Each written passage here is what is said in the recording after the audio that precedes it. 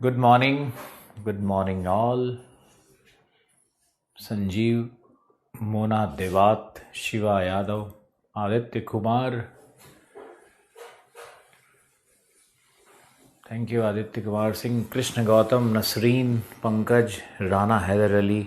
राणा हैदर अली पहला स्टूडेंट था जो आज स्क्रीन पे मुझे दिखा. दिलीप कुमार,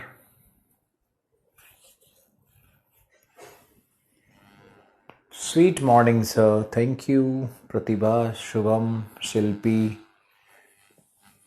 शिल्पी त्रिपाठी पांडे, ओ डॉक्टर साहब, Manoj Kumar, user Shiva Yadav, love you sir, thank you. Shubham Singh,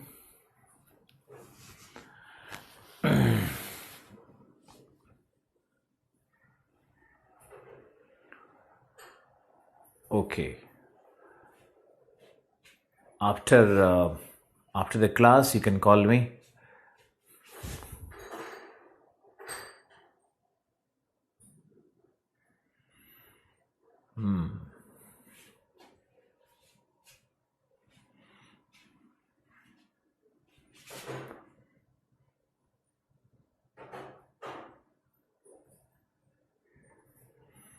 Mona Devat Jaipur से ही क्लास के विषय में इनको पता चला. शिल्पी, ओके. दिलीप, सपना, रोहित गंगवार है या गैंग वॉर है. अजय कुमार, नवादा से, oh great, thank you Ajay Kumar. Saurabh, Bhavani Shankar, Archana Prajapati, Diksha Rani, Subhash Chandra Thakur, Kripti, Abhay Pratap Singh, Rajvardhan. Current वाली, कल तो हिस्ट्री वाली पीडीएफ गई थी, सारी पीडीएफ को धीरे धीरे करके डाला जा रहा है. दिल्ली में कोरोना संकट बहुत ही भयावह रूप ले चुका है. हमारे मोहल्ले में हमारे यहाँ के प्रेसिडेंट ही डेथ कर गए. पूर्व प्रेसिडेंट थे खट्टर साहब, उनकी मृत्यु हो गई है कोरोना से. थोड़े व्यथित भी हैं हम, लेकिन कोई बात नहीं है. सौरभ प्रजापति, सुभाष चंद्र, क्यों फ्रस्ट्रेशन है. शिवा यादव, खुश हो जाओ जल्दी से, स्माइल मारो बहुत लंबा वाला. ये एक तरह का स्ट्रेचिंग एक्सरसाइज भी है और हैप्पीनेस को क्रिएट करेगा. तुम मुंह ऐसे लटकाए नहीं रहा करो.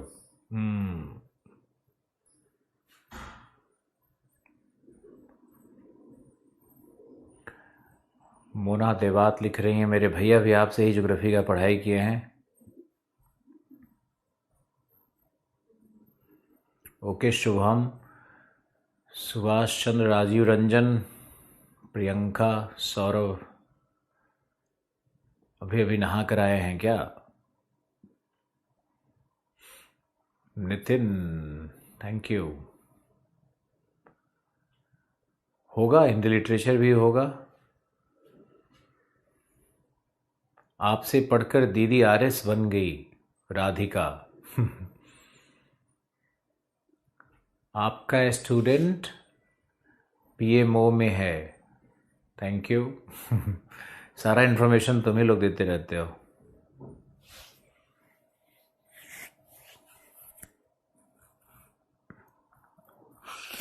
रसिया की नहीं मिली पीडीएफ. रसिया का पीडीएफ अभी डाला नहीं गया है, इसलिए नहीं मिली.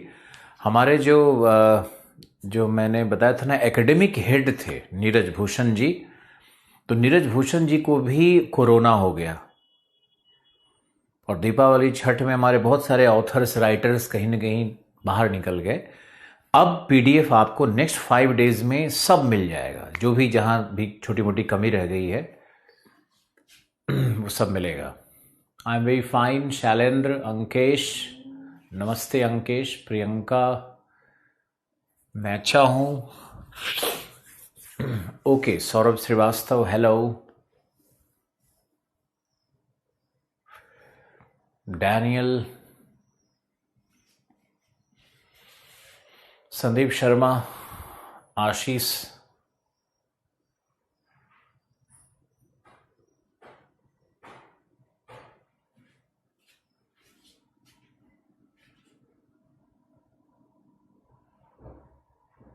आज कुछ इन्फॉर्मेशन देना है क्या सर? कौन सा इन्फॉर्मेशन देना है? रिया शर्मा, व्हाट्सएप हम देखते हैं, लेकिन इतने एसएमएस आते हैं कि सब कुछ देखना तो पॉसिबल नहीं है। कई बार कुछ लोगों के रह जाते हैं।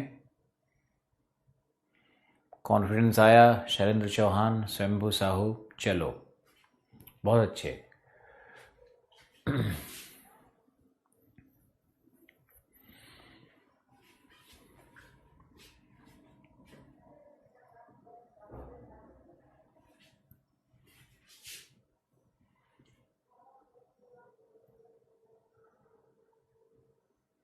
बिल्कुल, अभय शुक्ला कमेंट शो हो रहा है। मोहित शर्मा, रिया शर्मा आ रहा है, रिया बिल्कुल आ रहा है।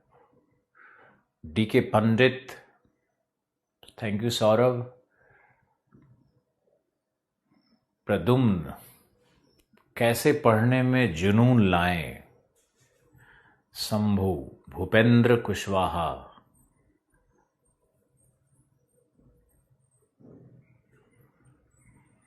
रसिया का रूस का जो एक्सटेंशन है ना, देखो कैसे है ग्लोब में, तो टाइम जोन उसमें कई डालना पड़ेगा। इन टॉपिक्स पे आएंगे हम कभी। अखिलेश धाकड़, हैप्पी दिसंबर। ओके रिया, मेहनत करिए। अभय शुक्ला, धनराज प्रजापति, अभिमन्यु, आनंद सिंह, हम जरूर घूमने आएंगे Kushinagar. Pradyumna, Dilip, Vipin Gautam, good morning. Answer writing बताने का टाइम धीरे धीरे आ रहा है। और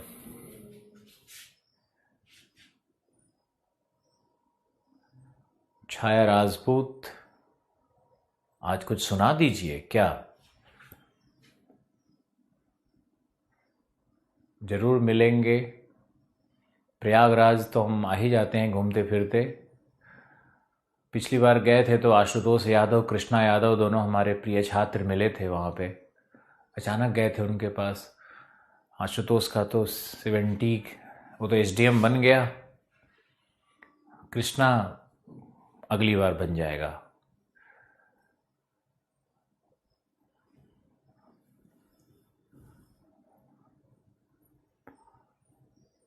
धनराज प्रजापति, प्रयागराज से नमस्कार। Okay, thank you, well done. अब इट्स टाइम फॉर स्टडीज।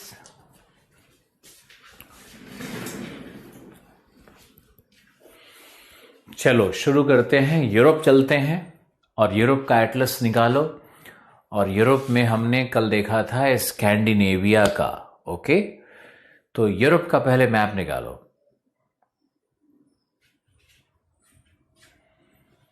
बहुत अच्छी बात है Subhash Thakur, Saurabh Srivastava, love you too. लेकिन एटलस निकालो पहले।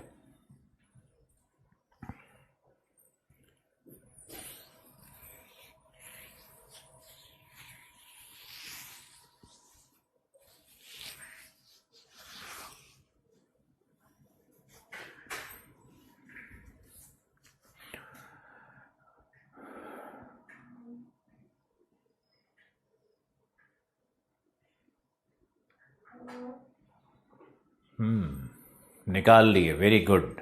कृप्ति बहुत फास्ट है, वेरी गुड। तो अगर आपने निकाल लिया एटलस, तो वापस जाकर के देखो नॉर्वे, स्वीडन, मैंने जो दिखाया था लोकेशंस उसको रिवाइज करो।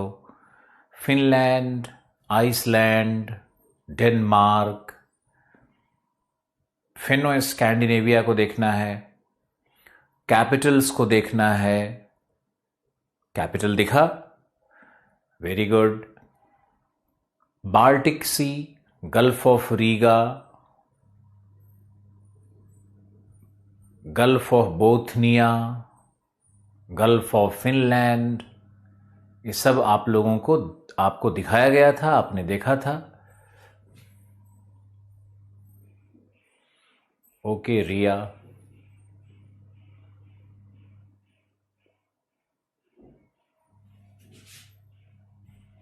आज का बोर्ड बहुत मस्त लग रहा है। गुड मॉर्निंग प्रेरणा, पुष्पेंद्र। चलो ओके, अब जो आपने लोकेशंस देखे, अब इसमें हम लोग इन्हीं कंट्रीज का फिजिकल भी देखेंगे, है ना। इन कंट्रीज के फिजिकल लोकेशन पे चलते हैं। तो नॉर्वे पे जाओगे तो नॉर्वे में आपको दिखेगा कॉलन माउंटेन्स, लिखा होगा KJOLLEN। ध्यान से देखो, ये स्कैंडिनेवियन माउंटेन्स है, वहां पे स्कैंडिनेवियन माउंटेन्स लिखा होगा, वहां पे कॉलन माउंटेन लिखा होगा।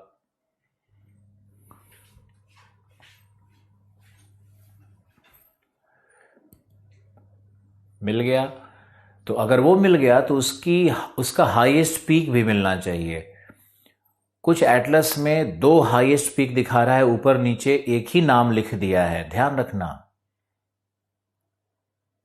हाईएस्ट पीक उसका देखो,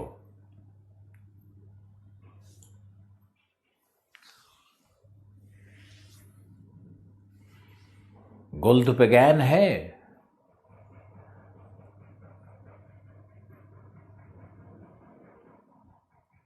हाईएस्ट पॉइंट देखना बहुत जरूरी है। हाँ, गोल्डपेगैन, यस, लिख दिया लोगों ने, मिल गया आपको। Very good, well done. और अब क्या करना है कि बाल्टिक नेशंस को देखना है। देखो, ज़्यादा तो हम दिखाते नहीं हैं, जितनी आवश्यक चीज़ें हैं वही देखनी है आपको। और अगर आप कॉलन माउंटेन्स को देख रहे हो, कॉलन माउंटेन्स, जो जे है ना उसका प्रोनाउंसिएशन एच रखा जाता है। यहां की भाषा केल्टिक है, केल्टिक भाषा, केल्टिक ग्रुप है भाषाओं की।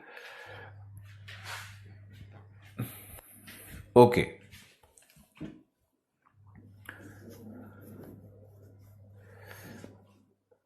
अब ये सब जो डार्वे प्लेन्स और लैपलैंड तो मैंने दिखाया था, लैप्सलैंड था।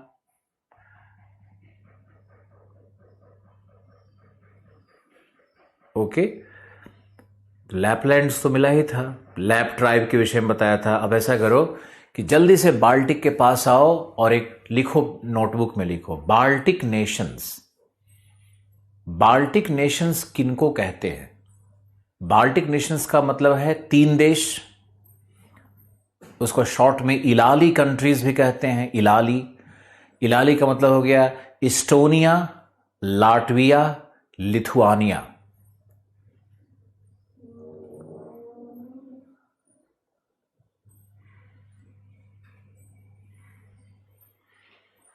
निशा, वेरी गुड, ध्यान से देखो।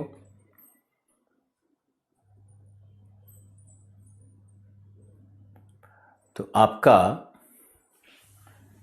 इलाली कंट्रीज का मतलब क्या है? ई ला ली, ई इस्टोनिया, ला लाटविया, ली लिथुआनिया। इन्हीं तीनों को बाल्टिक नेशन भी कहते हैं, क्योंकि बाल्टिक तट पर है इसलिए इनको बाल्टिक नेशंस कहते हैं। ये पहले तो ये CIS के पार्ट थे, पहले ये USSR के पार्ट थे, लेकिन अब ये USSR और CIS के पार्ट नहीं है। अब ये तीनों नेशन यूरोपियन यूनियन के पार्ट हो गए हैं, है ना। क्योंकि USSR के विघटन के बाद जब वहां साम्यवादी व्यवस्था का पतन हुआ, उसके बाद जो उसके जो फेडरेशन में, उसके कॉन्फेडरेशन में जो देश थे वो धीरे धीरे अलग हो गए, और धीरे धीरे वहीं पे नीचे देखो बेलारसिया है, सब यूरोपियन यूनियन को ज्वाइन कर लिया है। बेलारसिया को ढूंढो, बेलारूस मिला?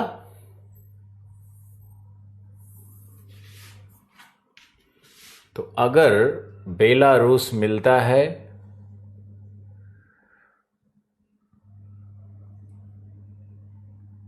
तो ये बहुत अच्छी बात है।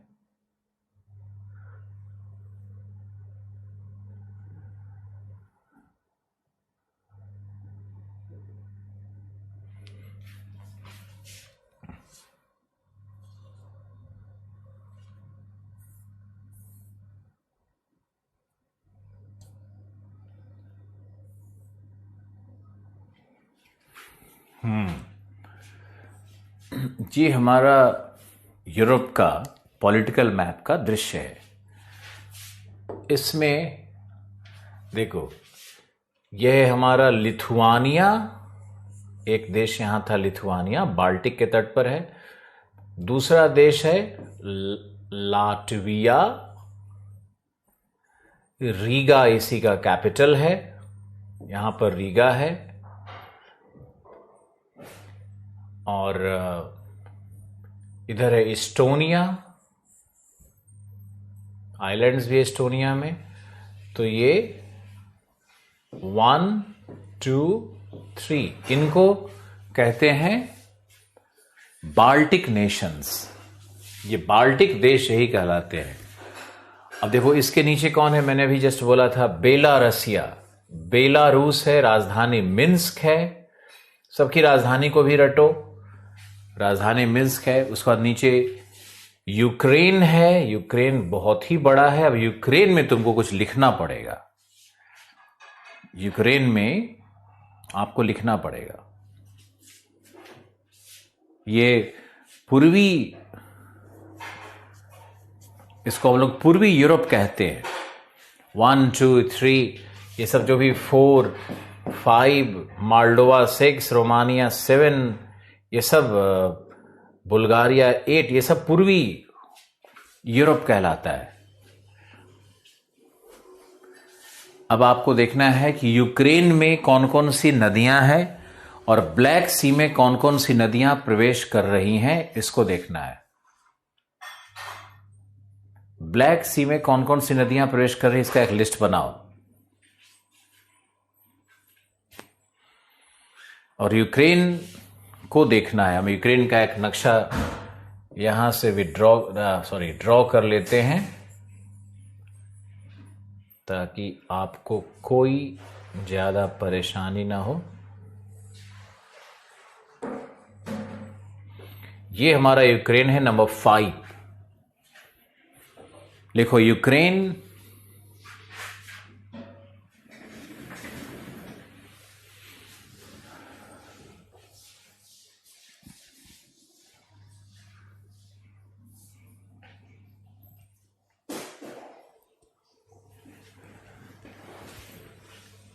आज नाइजीरिया में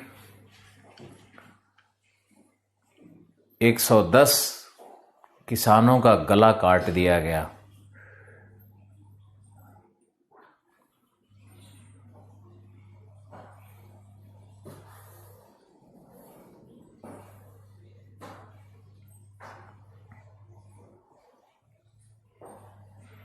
क्यों हुआ था विघटन यूएसएसआर का?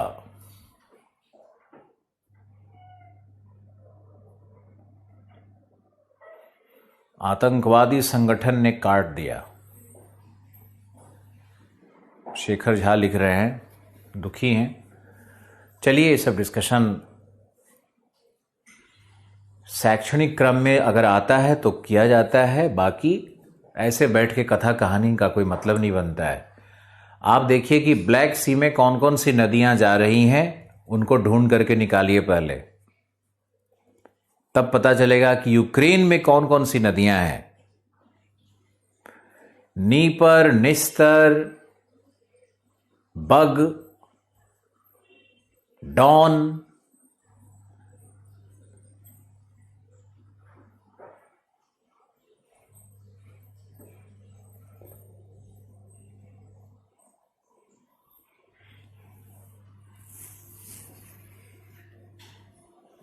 मिला?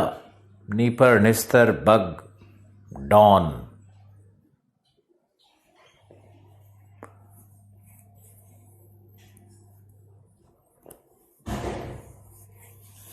लिखो यूक्रेन खनिज संसाधन की दृष्टिकोण से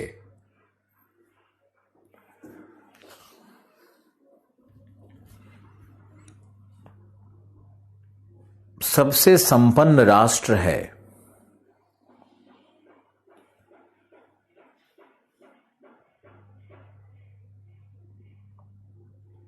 यहां के डोनेट्स्क बेसिन में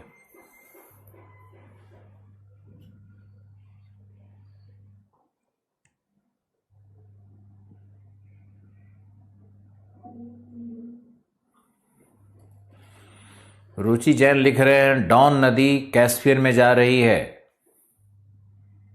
डैन्यूब इसलिए नाम नहीं लिया क्योंकि डैन्यूब अभी यूक्रेन में ही कॉन्सेंट्रेट करो।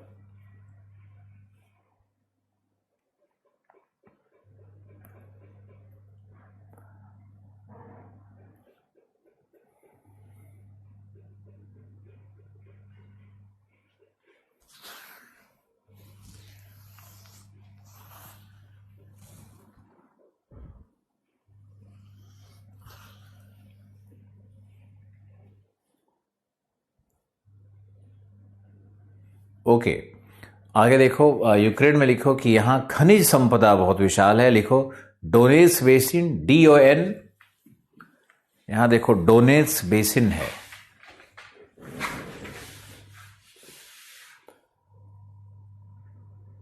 यह हमारा नीपर निस्तर,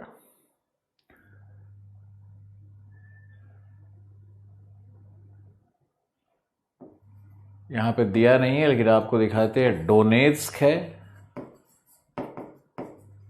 डोनेट्स्क बेसिन है जिसको हम लोग डोनबास भी कहते हैं, इसी को डोनबास भी कहते हैं।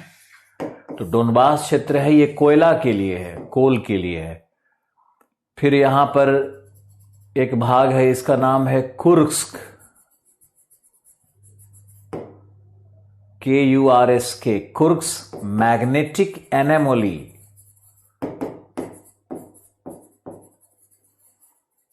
कुर्स्क मैग्नेटिक यानी KMA। यूक्रेन में पहला नाम है डोनेट्स्क बेसिन, कोयला। दूसरा है कुर्स्क। यूक्रेन में ढूंढो तो कुर्स्क मिलता है कि नहीं? कुर्स्क मिलेगा, कुर्स्क मैग्नेटिक एनोमली।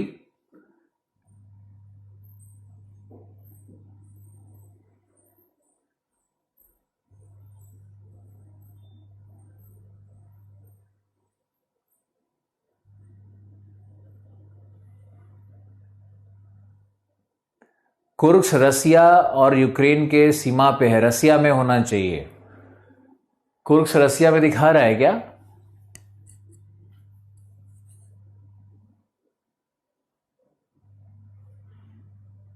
कुर्स्क रसिया में दिखा रहा है।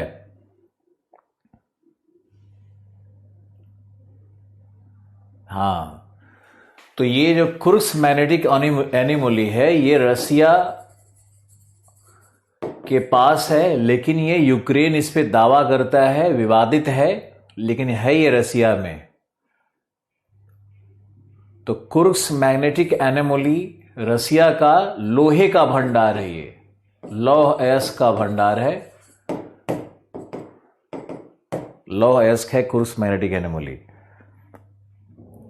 यूक्रेन में आओगे तो नीचे मिलेगा कर्च पेनिनसुला,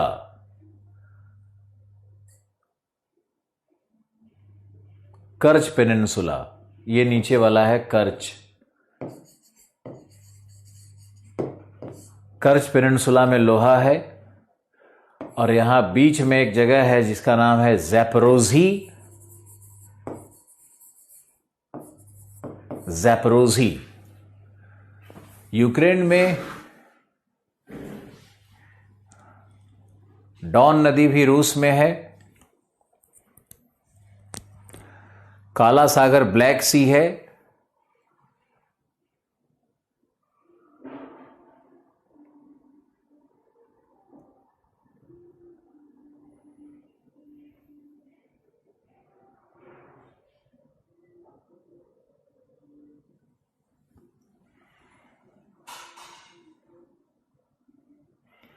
कर्च में मिलता है लोहा, लौह अयस्क का भंडार है।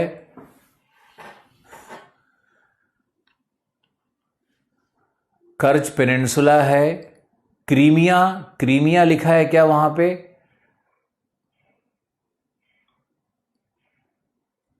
क्रीमिया लिखा है क्या?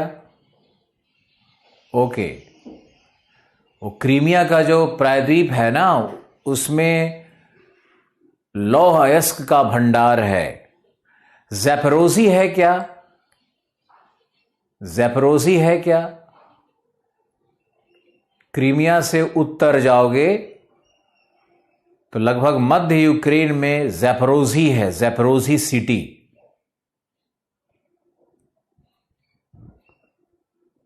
ज़ैपोरोज़ी को लिखा जाता है, यह सबसे बड़ा आयरन एंड स्टील का केंद्र है।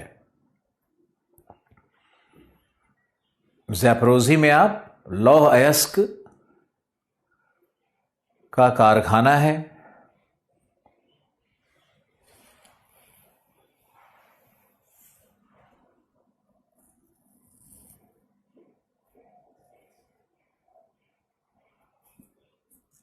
अब लिखो, यूक्रेन गेहूं का सबसे बड़ा उत्पादक है पूरे यूरोप में।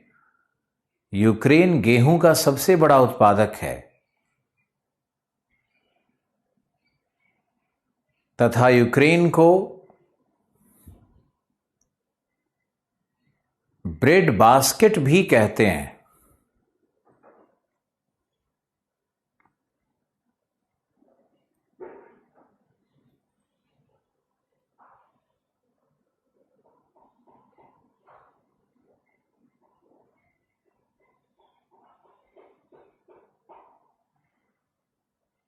क्योंकि यहां स्टेपी घास के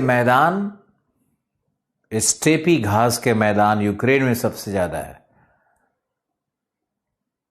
स्टेपी घास के मैदान फैले हुए हैं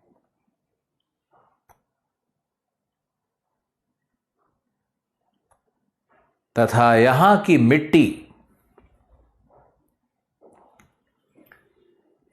मिट्टी चेरनोजिम कहलाती है। यहां की मिट्टी चेरनोजिम कहलाती है।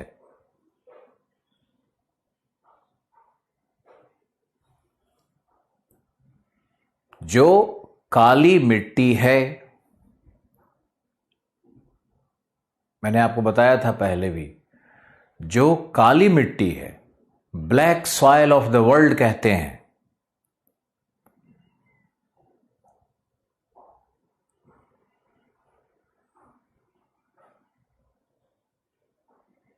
इस मिट्टी में कैल्शियम एवं ह्यूमस की मात्रा उच्च होती है।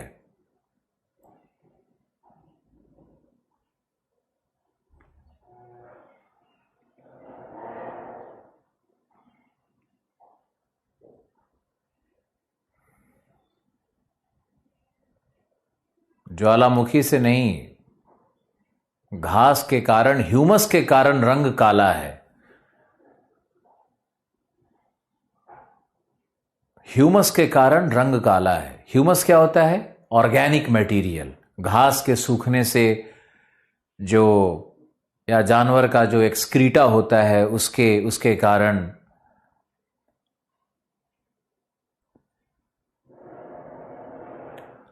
और लिखो, नदियां इस काली मिट्टी को कृष्ण सागर में निक्षेपित करती हैं।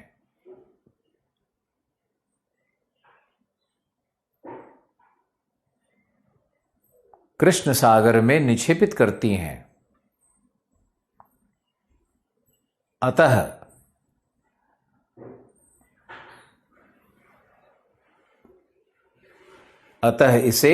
अतः इसका रंग, सागर का रंग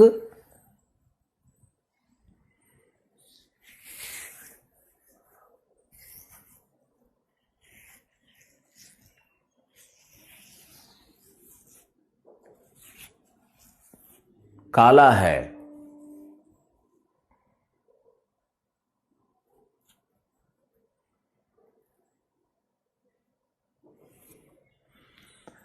ह्यूमस जब भी होगा ना, तो सॉइल के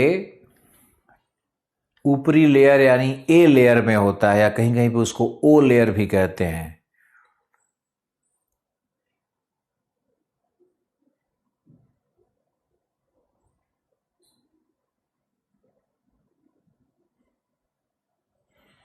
ओके, ये था यूक्रेन। यूक्रेन में लौह इस्पात उद्योग, वहां के उत्खनन केंद्र और वहां की मिट्टी, वहां का फसल। यूक्रेन एक महत्वपूर्ण देश है, लेकिन रूस इन सभी देशों पे बहुत भारी पड़ता है और यूक्रेन पे भी बम गिराने में रूस तो एक ही फॉर्मूला जानता है, कहीं से भी चूं चपड़ हो बस बम गिरा दो, बम की आवाज में उसको समाधान नजर आता है।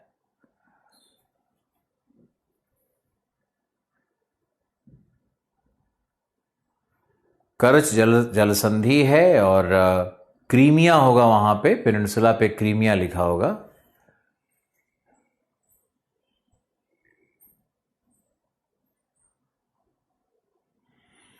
कृष्ण सागर ब्लैक सी को ही कहते हैं पुष्पेंद्र।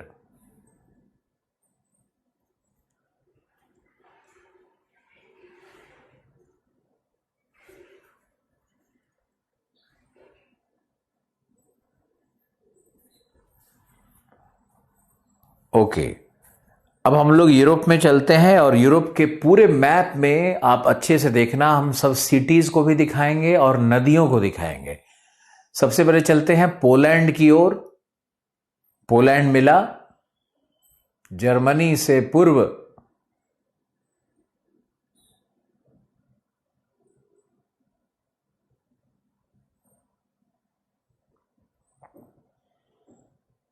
ओके।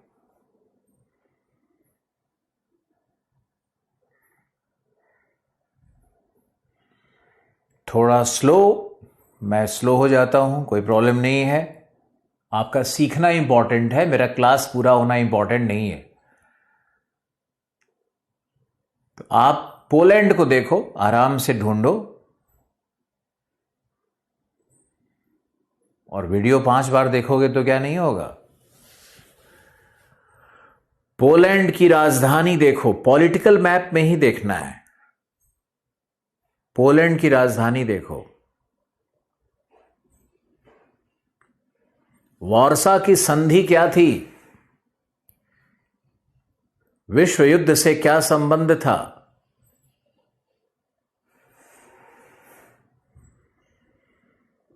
पोलैंड में नदियों को देखो,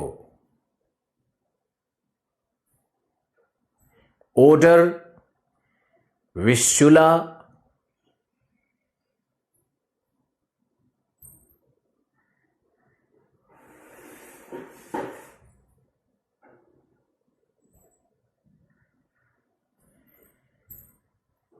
वार्सा के संधि में जर्मनी पर 1919 में हुआ, जर्मनी पर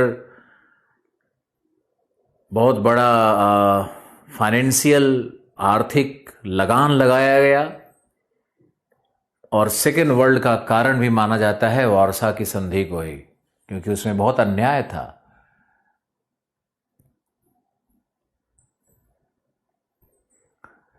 आपको यहां पे विस्चुला, ओडर और इल्ब, इल्ब नदी मिला क्या, सीमा पर जाओ, पोलैंड के पश्चिमी सीमा पर इल्ब है।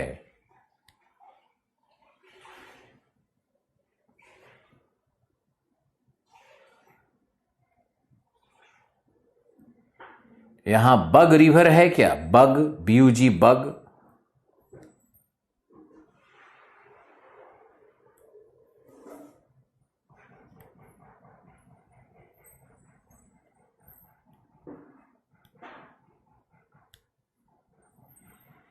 इल्ब नदी बहुत इंपॉर्टेंट है।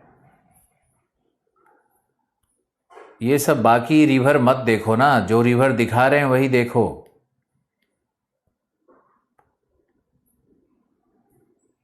विस्चुला, ओडर, बग, एल्ब, नदियों को देख लिया। अब पोलैंड के अंदर में जाओगे तो पोलैंड में मिलेगा तुमको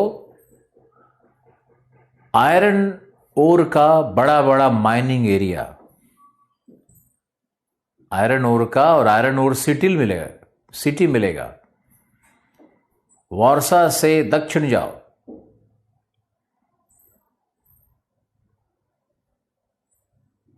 इल्ब जर्मनी में है या सीमा पर है थोड़ा सा,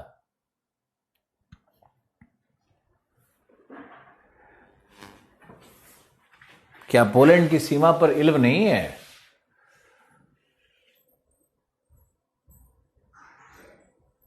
नहीं है।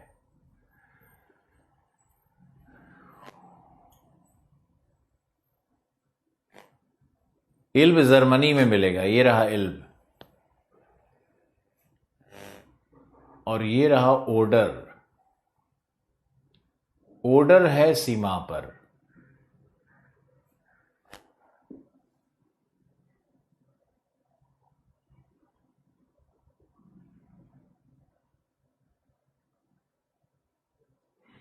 हमारे एटलस में कुछ नहीं है, बड़ा दुखद है। पोलैंड में,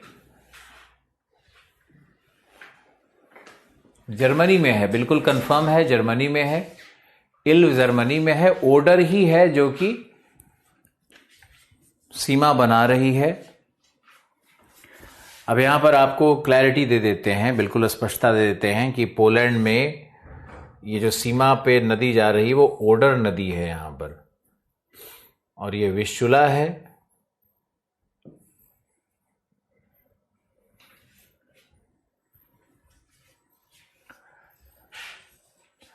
अब हम लोग पूरी तरह से नदियों को ही देख लेते हैं।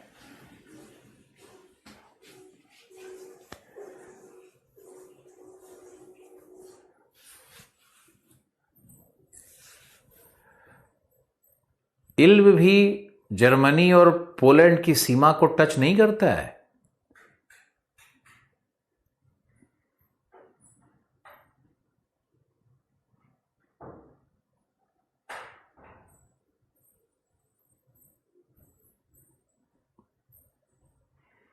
बग मेनली यूक्रेन में है।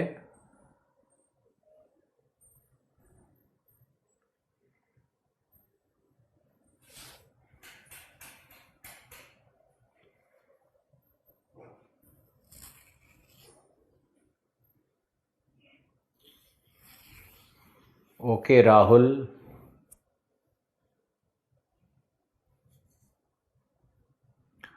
अरे भाई, कुछ नदियां ऐसी होती हैं जो 2-3 देश में होंगी, इसमें विवाद नहीं करो सोच करके कि इस देश में है कि उस देश में है। अब मान लो सिंधु नदी है, इंडस नदी है, तो कहां कहां है वो? तो चीन तिब्बत में भी है, भारत में भी है, पाकिस्तान में भी है।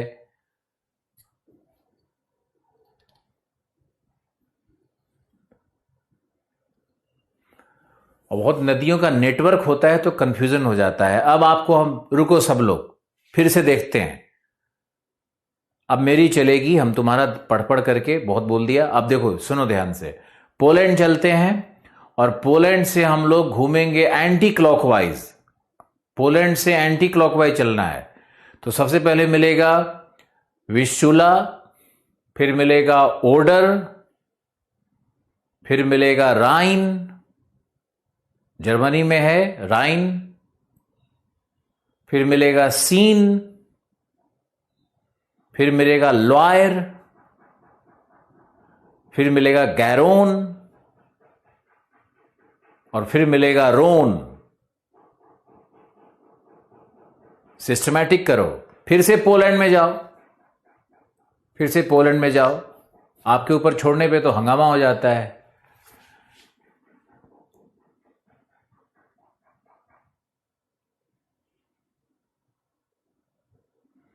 पोलैंड में सबसे पहले मिला विशुला, फिर मिला ओडर।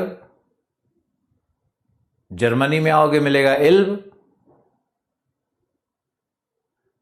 फिर मिला राइन, राइन नदी मिली,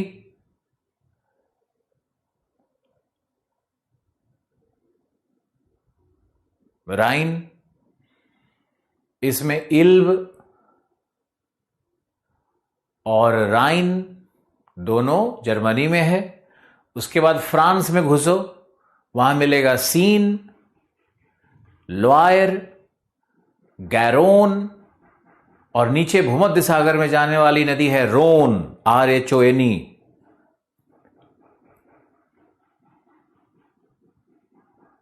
मैंने कहा एंटी क्लॉकवाइज घूम जाओ, सारी नदियां मिल जाएंगी।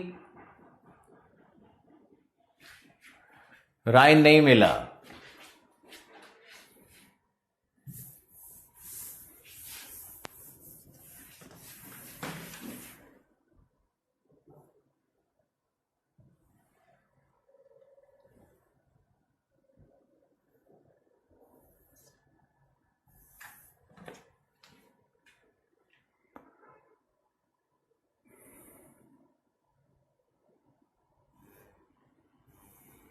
देखो, इस मैप को भी देखना है। इस मैप को मैंने ऊपर लगा दिया। अब इस मैप पे हम ड्रॉ कर देते हैं। देखो, ये है, रुको रुको,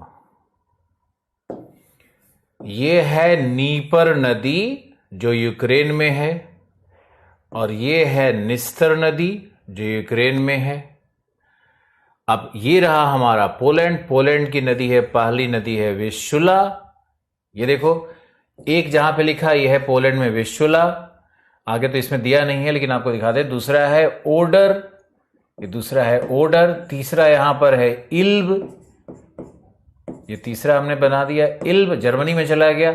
अब यहीं से एक धारा निकल के इधर जा रही है, तो लगता है जैसे कि दोनों मिली हुई है, लेकिन मिला हुआ नहीं है। इल्ब जर्मनी की नदी है। फिर यहां देखो, ये है हमारा राइन नदी जो यहां पे जाकर के डेल्टा बनाएगी। ये हमारा नंबर 4 है राइन। पहला क्या था? पहला था विस्चुला, दूसरा है हमारा ओडर, तीसरा है हमारा इल्ब, चौथा है हमारा राइन। और ये फ्रांस में हम आ गए, तो फ्रांस में ये है हमारी 5वीं नदी सीन। फिर ये हमारी है 6ठी नदी लॉयर। फिर ये हमारी 7वीं नदी है गैरोन। और ये हमारी नीचे की तरफ आएगी, ये हमारी नदी है जो नीचे की तरफ आ रही है, ये है हमारी नंबर 8 रोन। 8 है रोन, 7 है गैरोन, 6 है लॉयर, 5 है सीन, 4 है राइन, 3 है इल्ब, 2 है ओडर और 1 है विस्चुला। और एक नदी जो यहां जहां से राइन निकल रही है, वहीं से एक बहुत ही लंबी और विशाल और मैसिव नदी है जो इस तरह से जा रही है। ये नदी है हमारा डैन्यूब, यानी नंबर 9। 9 का नाम है डैन्यूब।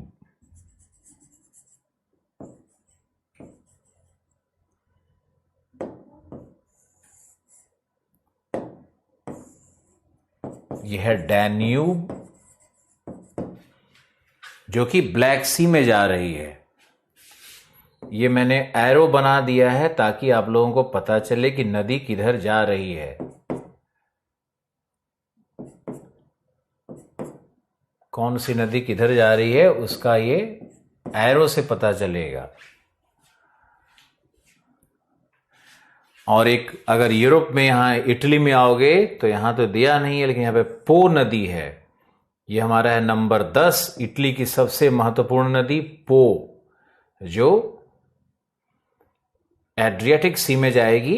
ये हमारा जो डॉटेड है, ये हमारा सागर है एड्रियाटिक, और ये हमारा है एजियन सी। ये हमारा है ब्लैक सी। देखो, ये डॉन नदी है रूस में। डॉन नदी रूस में है जो जा रही है सी ऑफ अजोव में। यही है हमारा डॉन। पूरा क्लैरिटी मिल जाएगा। ये है हमारा वोल्गा।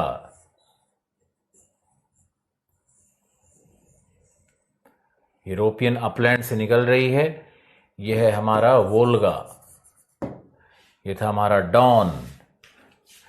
तो वोल्गा नदी देखो कहां जा रही है। ये जा रही है यहां पे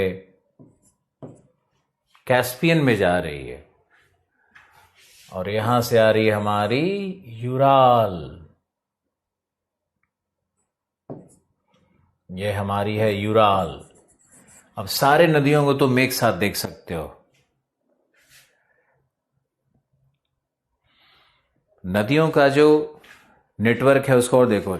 यहां पे एक नदी है इब्रो, स्पेन में नदी है ये है हमारा 9, 10 हो गया था, इसको हमने 11 कर दिया। 11 नदी है इब्रो। और टैगस नदी है यहां स्पेन और पुर्तगाल में। स्पेन और पुर्तगाल में है टैगस नदी। यूरोप के नदियों के नेटवर्क को देखो।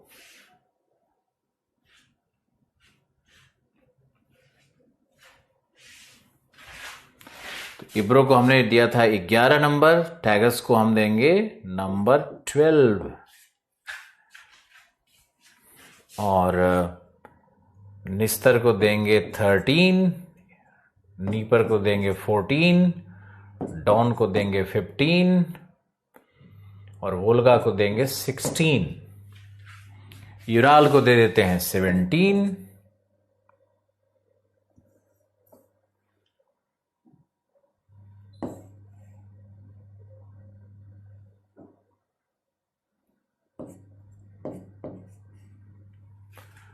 सत्रह नदियां।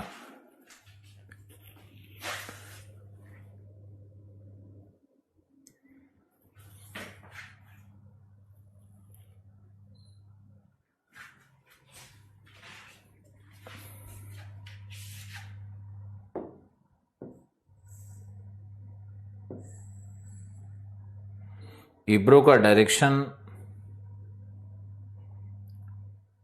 ये है, हमारी इब्रो नदी यहां है। इब्रो इधर जा रही है भूमध्य सागर में। जो हमारा नंबर 11 था जिसको हमने इब्रो लिखा, ये भूमध्य सागर में जा रही है। सारी नदियां मिली या नहीं? ये 17 नदियों का जो नेटवर्क है ना,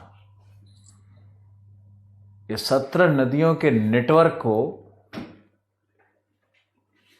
अच्छे से याद करो। अब बताओ,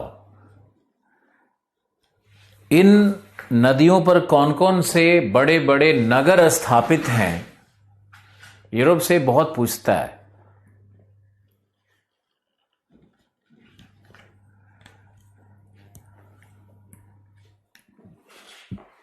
ओके, नदियों का नेटवर्क हो गया।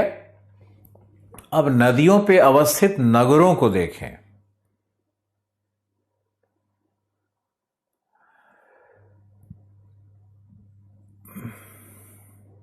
पोलैंड से चलते हैं। खुद से लिस्ट बनाओ, नहीं तो फिर खड़ा होकर हम बोलेंगे। खुद से सर्च करना बहुत जरूरी है, एक्सरसाइज है ये। मैप याद रखने का एक अल्टीमेट फॉर्मूला है कि आप एक्सरसाइज करो। मैथ्स कैसे आता है आपको, गणित कैसे बनाते हो? आप एक्सरसाइज करते हो। प्रतिशत और क्या क्या जो होता है, एक एक नियम, ये बिल्कुल याद करनी पड़ेगी। 17 नदियों का जो नेटवर्क है, इसको याद करनी पड़ेगी। बनना चाहते हो आईएएस, बदलना चाहते हो अपने आने वाली पीढ़ियों को, और 17 नदी का नाम जिसमें से 8-10 तो पहले से ही याद है। Warsaw on the bank of river Vistula. Poland में चलो, सब लोग पोलैंड में रहो, पोलैंड से बाहर कोई नहीं निकलेगा।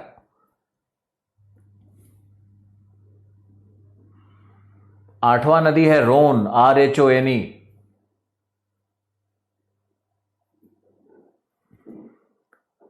सबसे पहले पोलैंड के अंदर चलो, वहां देखो वार्सा कैपिटल है, लेकिन वहां 2 बड़े बड़े लौह इस्पात नगर हैं। क्या वहां पे कार्बोटाइस करके कुछ है?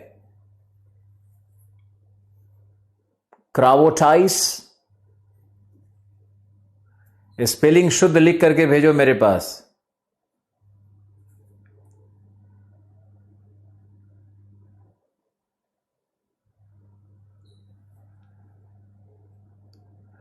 क्राको और क्रावोटाइस,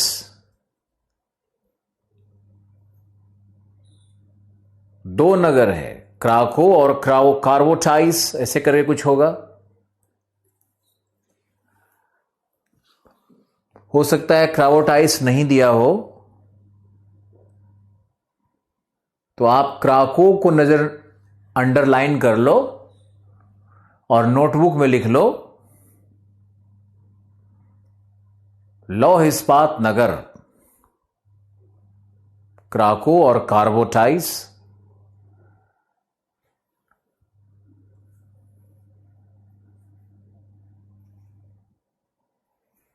उसका नाम कैटोविस भी है। कैटोविस है क्या?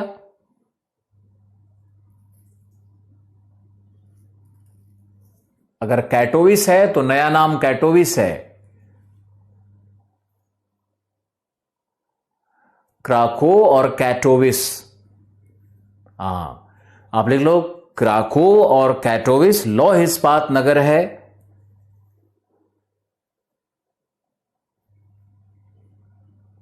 जो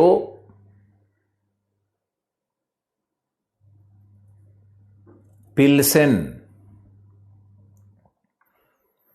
PILSEN,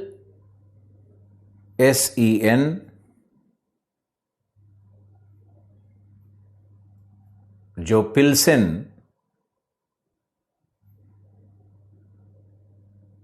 उत्खनन क्षेत्र पर आधारित है।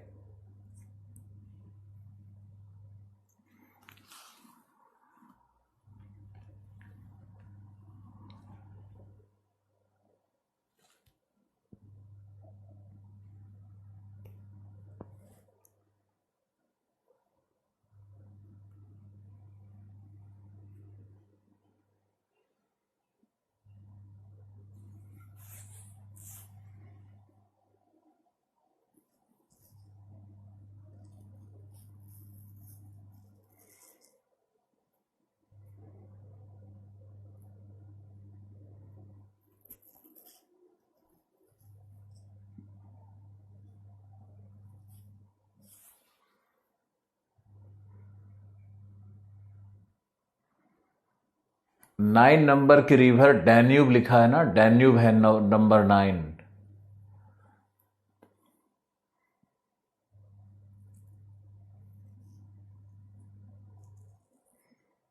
ओके, पोलैंड में पिल्सेन माइनिंग एरिया है, कोयला लोहा। अब चलते हैं जर्मनी में। तो जर्मनी में राइन नदी पर क्या क्या है उसको लिखना होगा। तो आप लिखिए, कुछ पहले लिखिए, लिखो राइन नदी विश्व की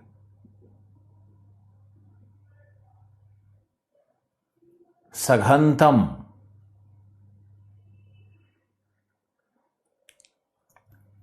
अंतर देशीय जलमार्ग है।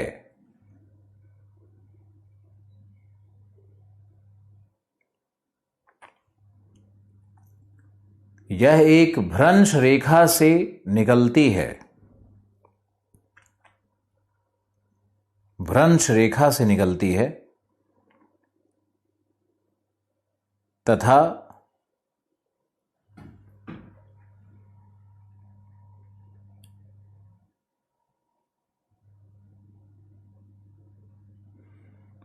इसकी उत्पत्ति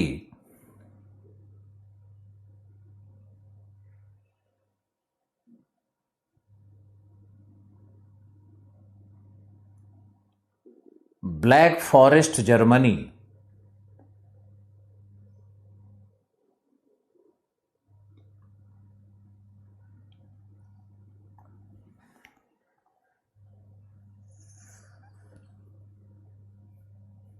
से होती है।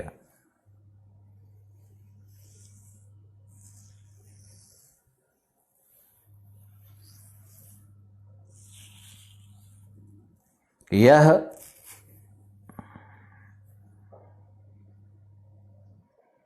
जर्मनी के प्रमुख उत्खनन क्षेत्रों से निकलती है।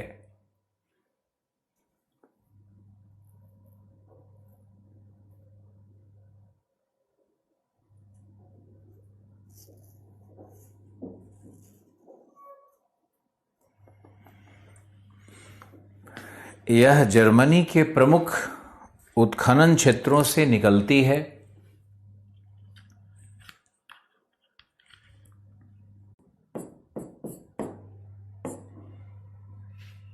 जर्मनी के दक्षिणी भाग में इर्जबर्ग, ERZBERG, इर्जबर्ग पर्वत है।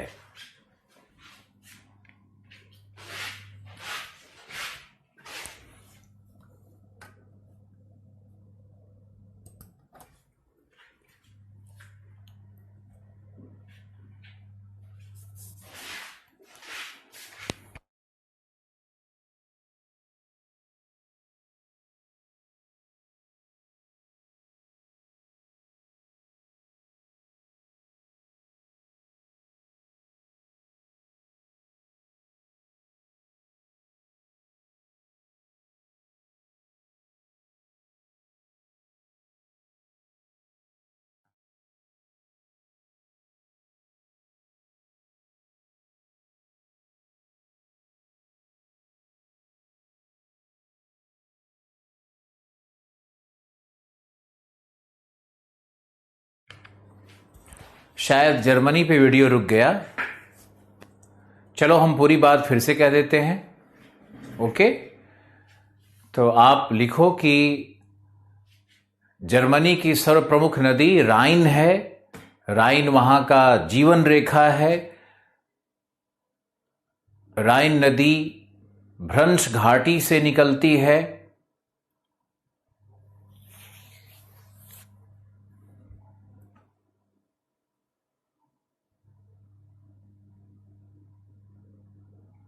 राइन नदी भ्रंश घाटी से निकलती है।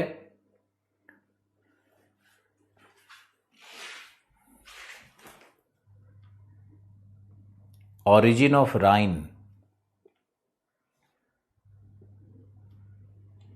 origin of Rhine River.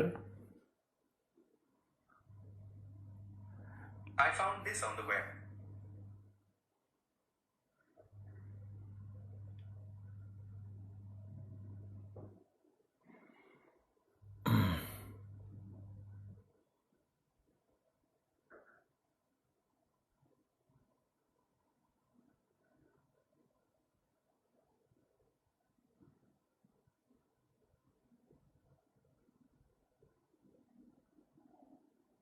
देखो, यह नदी स्विस आल्प्स के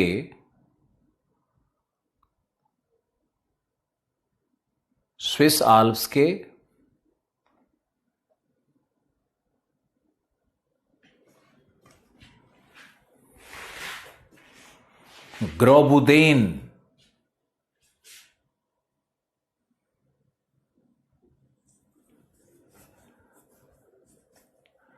स्विस आल्प्स के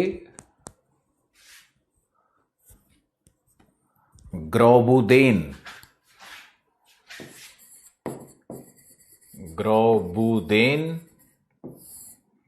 नामक स्थान से निकलती है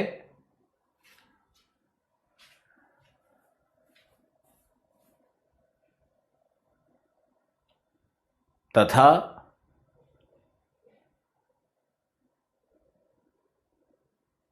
एक शाखा ब्लैक फॉरेस्ट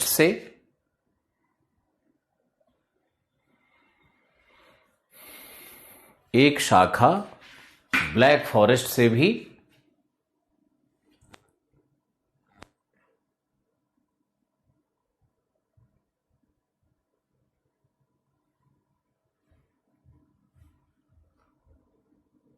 क्या हो रहा है ये?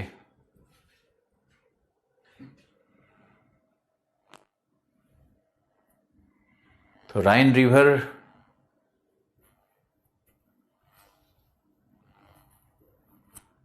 यहां तो सब ठीक चल रहा है, यहां तो कोई प्रॉब्लम नहीं है।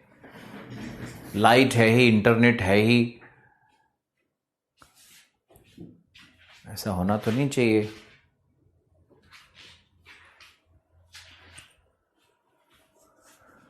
तुम लोग कंफ्यूज कर दे रहे हो मुझे लिख लिख करके। चलो हम रिपीट करते हैं कि जर्मनी की सर्व प्रमुख नदी राइन नदी है, भ्रंश घाटी में बहती है, ब्लैक फॉरेस्ट से इसका एक ओरिजिन है, परंतु ये स्विस आल्प्स के ग्रैबुडिन नामक जगह से इसकी शाखा है, शाखाएं निकल रही है। तो ग्रैबुडिन से पहले ब्लैक फॉरेस्ट माना जाता था, अब ग्रैबुडिन से इसकी शाखा मानी जा रही है। और लिखो, यह नदी जो राइन नदी है, यह लौह इस्पात उद्योग के लिए बहुत प्रसिद्ध है। तो आप लिखो, सबसे बड़ा औद्योगिक प्रदेश राइन नदी घाटी है पूरे यूरोप में।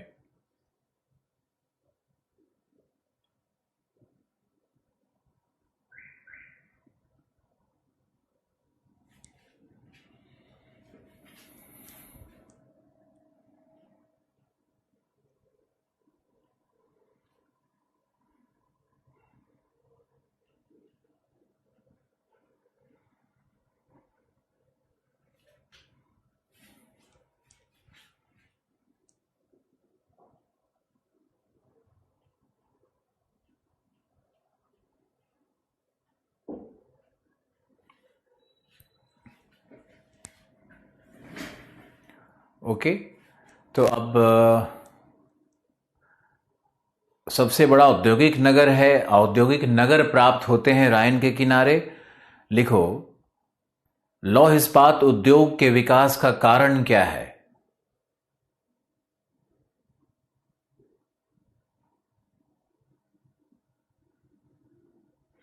लौह इस्पात राइन नदी के किनारे क्यों विकसित है, इसका कारण क्या है? तो पहला लिखो कि यहां रूर और सार दोनों राइन की सहायक नदियों का नाम है। रूर और सार क्षेत्र से कोयला प्राप्त होता है, जबकि इर्जबर्ग माउंटेन, बर्ग किसी भी माउंटेन को कहते हैं, इर्जबर्ग माउंटेन जो पठार जैसा होता है उसको बर्ग कहते हैं। तो इर्जबर्ग माउंटेन से आयरन ओर प्राप्त होता है। आप लोग ऐसा करो, जर्मनी के भौतिक मैप को पलटो, अब यूरोप के भौतिक मैप को देखते हैं। नहीं, रुक जाओ, भौतिक मैप अभी नहीं देखो, सिटीज ही देखते हैं, नहीं तो कंफ्यूजन बहुत हो जाएगा। इसलिए पहले हम लोग सिर्फ राइन नदी को देखें तो अच्छा है, लिखने का काम करते रहो। लौह इस्पात विकसित है क्योंकि कोयला रूर सार से और आयरन ओर इर्जबर्ग माउंटेन से प्राप्त होता है। अब तुमको देखना है कि राइन पे कौन कौन से सिटीज बने हुए हैं। तो आप देखो, सबसे पहले म्यूनिक, दक्षिणी जर्मनी का सिटी है म्यूनिक, लेकिन यह राइन नदी पर नहीं है।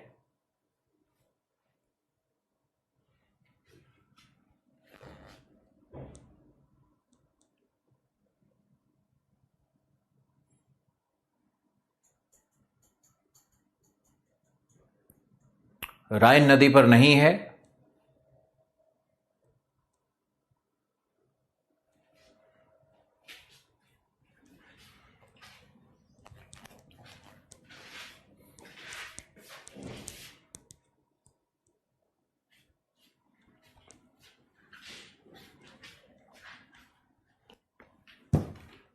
क्या हो रहा है सब लोग?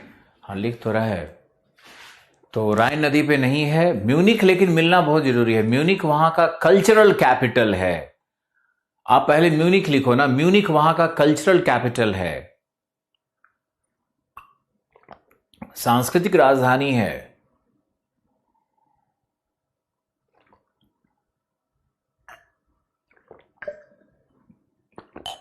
अब आपको नीचे आना है, अब आपको मिलेगा फ्रैंकफर्ट। ये राइन वाटरवे पे है, लेकिन राइन नदी पर नहीं है। फ्रैंकफर्ट भी राइन पे नहीं है, राइन वाटरवे पे है। फ्रैंकफर्ट मिला, फ्रैंकफर्ट ऑन मीन कहते हैं, मीन नदी है।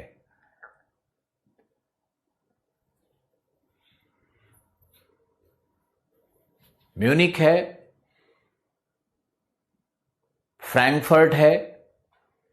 फ्रैंकफर्ट राइन के एक सहायक नदी मीन पर है। फ्रैंकफर्ट भी मिल गया। ओके, अब हम लोग राइन नदी पे देखते हैं तो क्या क्या मिलेगा। कोलोन, स्टुटगार्ट,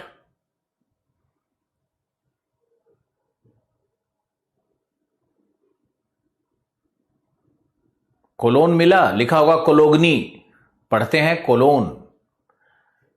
स्टुटगार्ट, बाकी नाम तुम बताओ।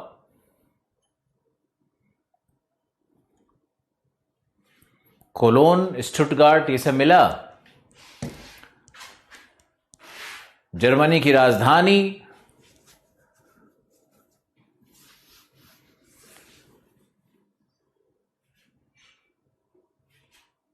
बोन, एसेन, एसेन मिला, ESSEN। और बिल्कुल किनारे जाओगे डेल्टा पर तो मिलेगा हैम्बर्ग।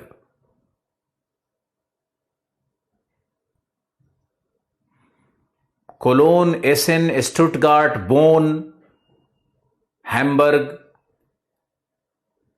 डेल्टा की तरफ जाओगे तो मिलेगा हैम्बर्ग। ये जितने भी सिटीज हैं सब में लौह इस्पात उद्योग हैं। डॉर्टमाउंट भी है,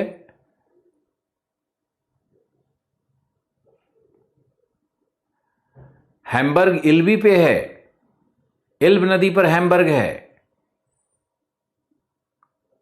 कुछ लोग लिख रहे हैं।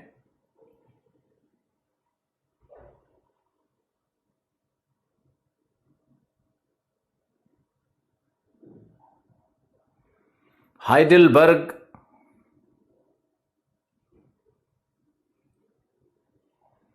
हैम्बर्ग इल्ब पे है। कोलोन, स्टुटगार्ट, हैम्बर्ग, ड्रेसडेन, ये कहां कहां देख रहे हो आप। राइन पर जो, राइन नदी पर जो सिटीज हैं उसका सीक्वेंस बनाओ।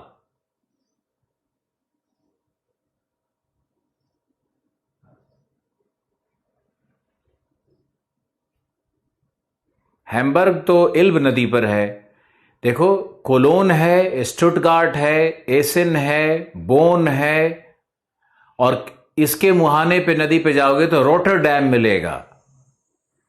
रोटरडैम लेकिन जर्मनी में नहीं है। रोटरडैम तो हॉलैंड में है, नीदरलैंड्स में है।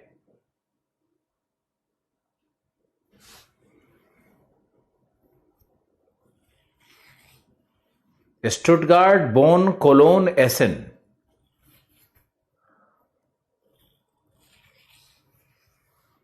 सब में आयरन एंड स्टील, सब में ऑटोमोबाइल, सब में शिप बिल्डिंग।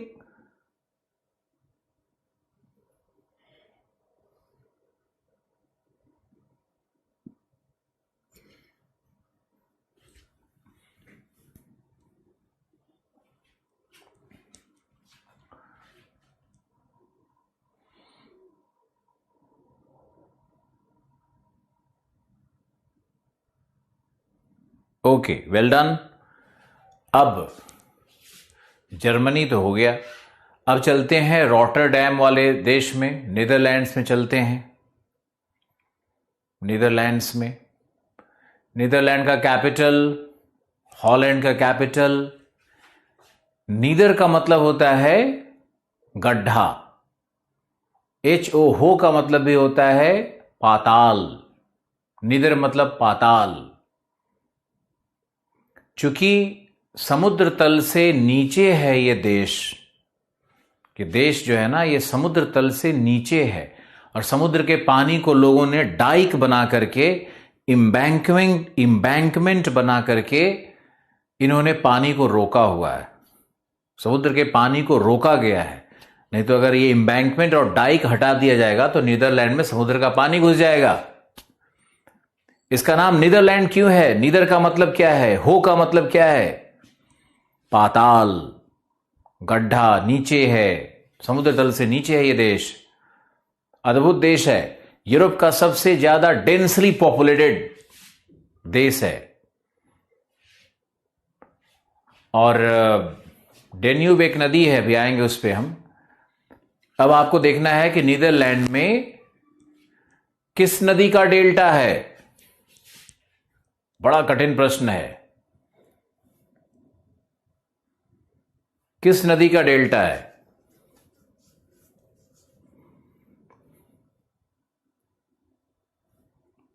राइन नदी।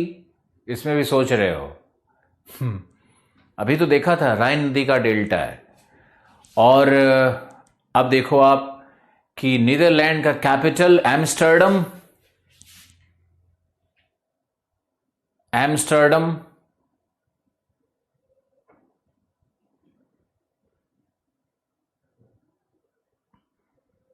एम्स्टर्डम डायमंड कटिंग के लिए प्रसिद्ध है।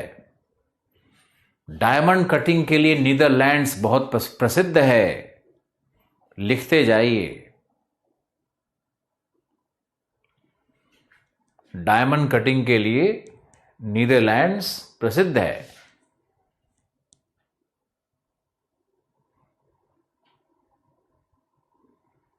ओके।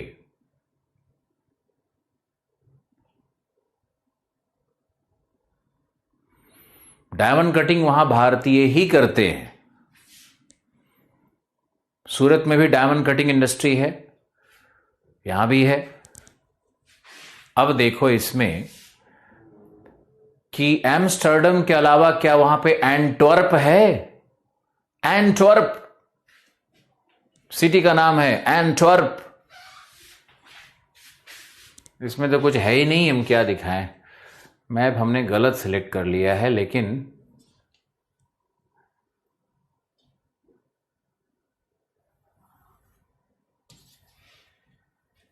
साइड करो।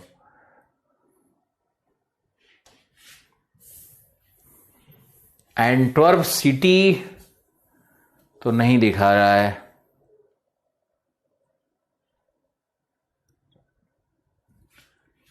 एंटवर्प है, वेरी गुड।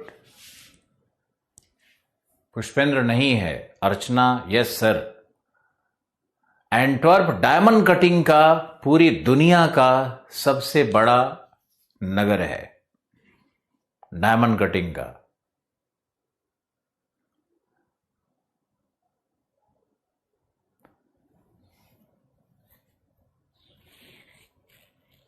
एंटवर्प बेल्जियम में है।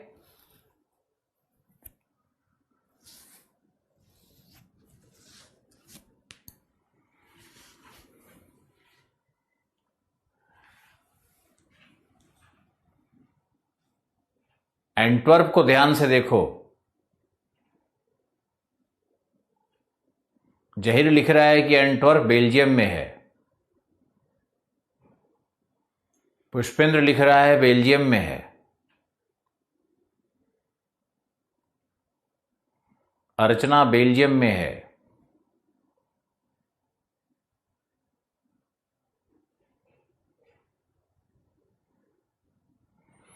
बिल्कुल सही, बेल्जियम में है, नीदरलैंड के बॉर्डर पे है। बेल्जियम में ही है। एंटवर्प दुनिया का सबसे बड़ा डायमंड कटिंग सिटी है, बेल्जियम में। बेल्जियम का राजधानी ब्रुसेल्स देखो।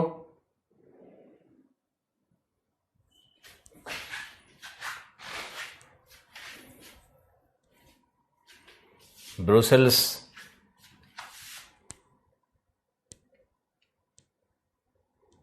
यहां देखो, ये ब्रुसेल्स है,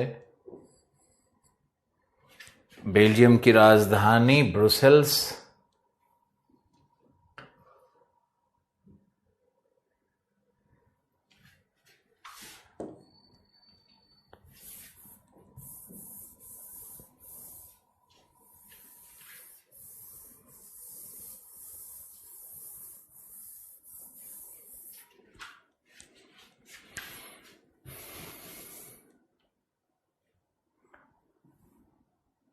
और बेल्जियम में एक और सिटी है जिसका नाम है lease.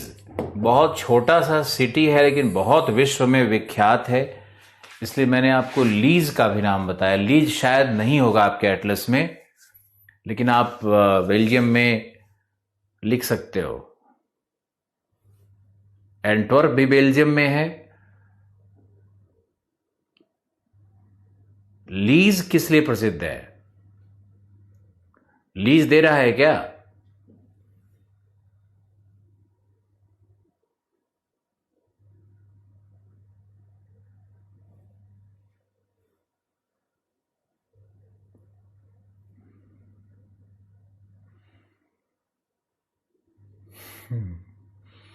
Thank you Rajiv Ranjan. उसकी जरूरत नहीं है। आप खोजिए, मैप तो ढूंढना पड़ेगा आपको। तो ये लीज मिला नहीं मिला? जिस देश का समुद्री सीमा नहीं है उसको लैंडलॉक कंट्री कहते हैं। लीज है पिस्टल के लिए। पिस्टल, पिस्टल जिसे फायर करते हो।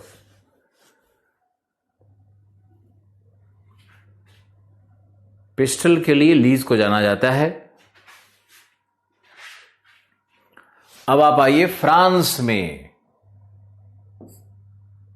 फ्रांस में आइए।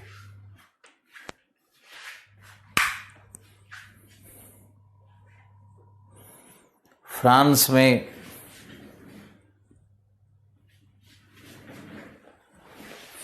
में लिखिए।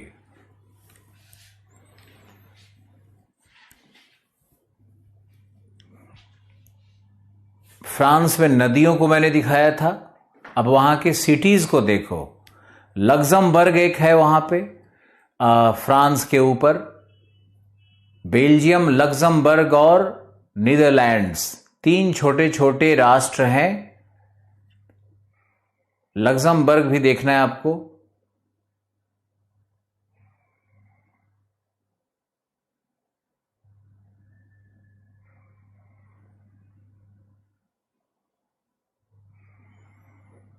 हेग कहां है? हेग मिला था आपको?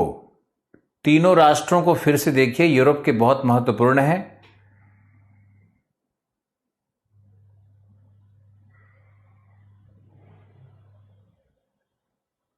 लग्जमबर्ग का कैपिटल लग्जमबर्ग सिटी।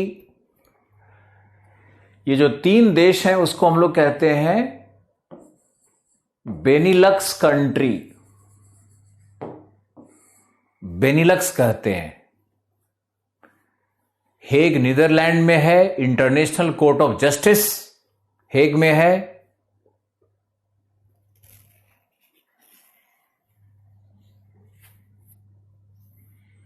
क्रिस्टल नहीं, पिस्टल। लीज को मैंने बताया पिस्टल, PISTOL। पिस्टल मतलब वो फायर करने वाला, जो बिहार के मुंगेर में भी बनता है।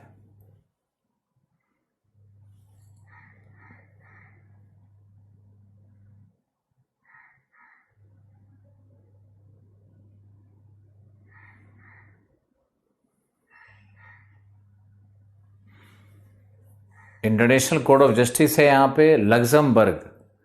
बेनिलक्स कंट्रीज में कौन कौन से देश हैं? बेनिलक्स कंट्रीज में कौन कौन से देश हैं? 3 कंट्री, बेल्जियम, नीदरलैंड, लग्जमबर्ग।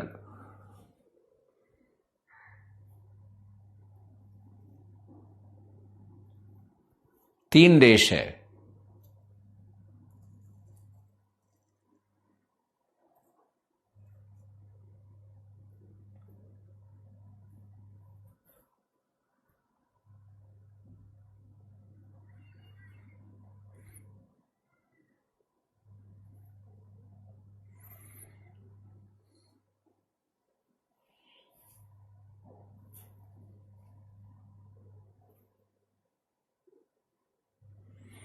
तीनों को कहते हैं बेनिलक्स। लिखा हुआ तो है, बेनिलक्स कहते हैं तीनों को। 3 देश यहां पर जो है ना, ये जो भाग है 3 देशों वाला, इसमें 3 देश है, 1, 2 और 3।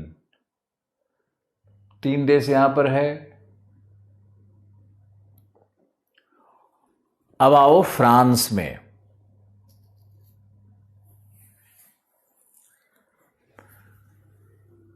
फ्रांस में नगरों को देखो। सबसे पहले Paris, fashion city of the world.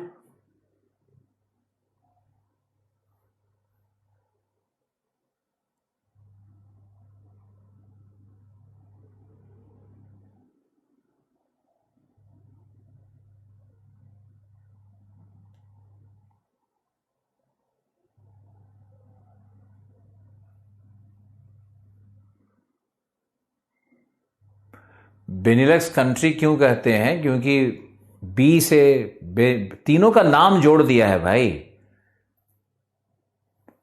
Fashion city of the world Paris. Italy वाला जो मिलान है, वेनिस है, उस पर हम अलग बात करेंगे। Fashion city of the world Paris है।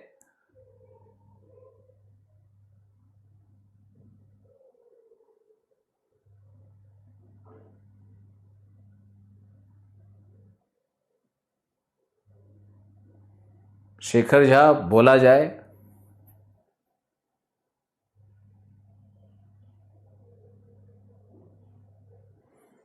फैशन सिटी क्यों बोला जाता है?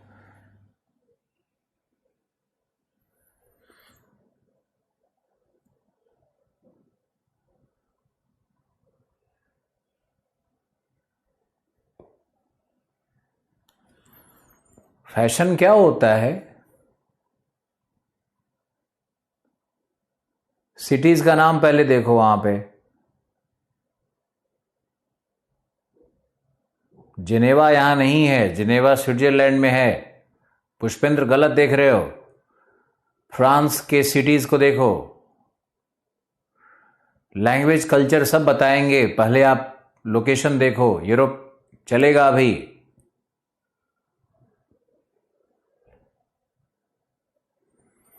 सीन नदी पर पेरिस है। तट पे जाओ, कोस्ट ऑफ ब्रितानी पे जाओ। नैंटीज, लियोन,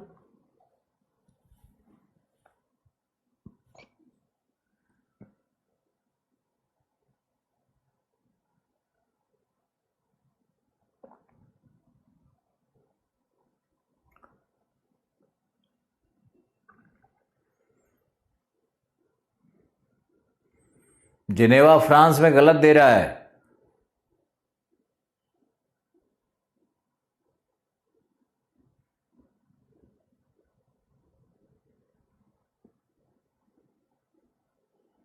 अभी तो कुछ लिखवाया नहीं है।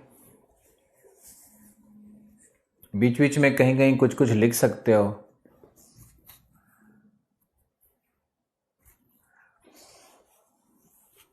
हम कई बार जो बोलते हैं ना, वो आपके कमेंट्स को पढ़ देते हैं, तो आपको लगता होगा कि शायद हमने बोला। आपके जो कमेंट्स आते रहते हैं उसको भी हम पढ़ते रहते हैं कि कौन क्या क्या लिख रहा है, गलत लिख रहा है, सही लिख रहा है। मैपिंग है ना, इसमें ध्यान रखना पड़ेगा।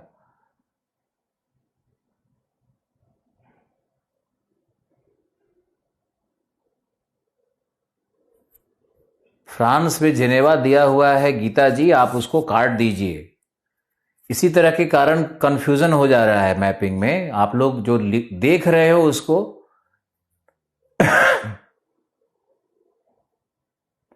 पॉइंट को देखा करो ना, कहां पर है। तुम लोग जो लिखा है उसको देखते हो। जिनेवा मान लो लिखा हुआ है फ्रांस में,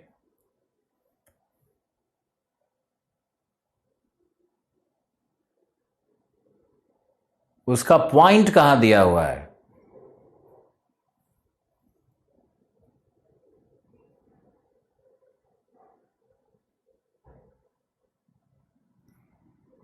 फ्रांस में दक्षिण तट पर जाओ।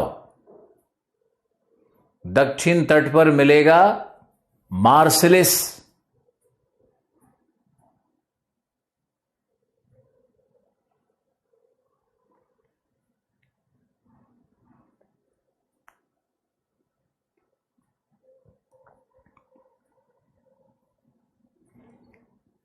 मार्सिलिस मिला?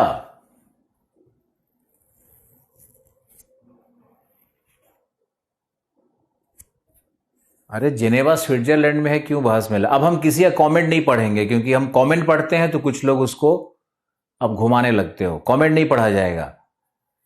अब चुपचाप मेरा वाला देखो। क्या मार्शलिस दक्षिणी तट पर मिला? भूमध्य सागर पर मिला?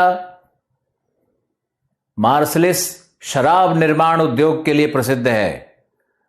मार्शलिस फ्रांस का सबसे बड़ा बंदरगाह है।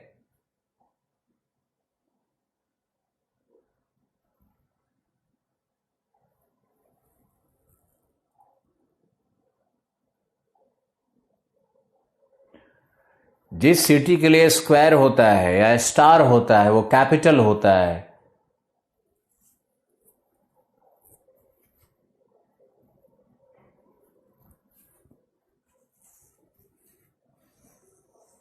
ठीक है, मार्शल्स मिल गया। फ्रांस के पूर्वी तट पर जाओ। पूर्वी तट पर 2 सिटी मिलेगा। सॉरी, पूर्वी नहीं यार, पश्चिमी तट पर जाओ, अटलांटिक के तट पर जाओ। वहां पर बिस्के की खाड़ी है। बिस्के की खाड़ी है।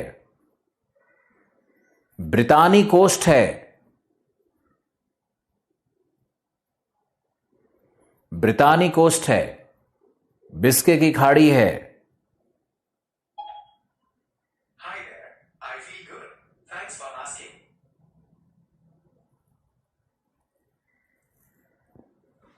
वहां पर मिला 2 सिटीज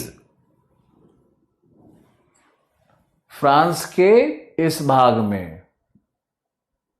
एक मिलेगा बोर्डियोक्स, बे ऑफ बिस्के की खाड़ी के पास है बोर्डियोक्स।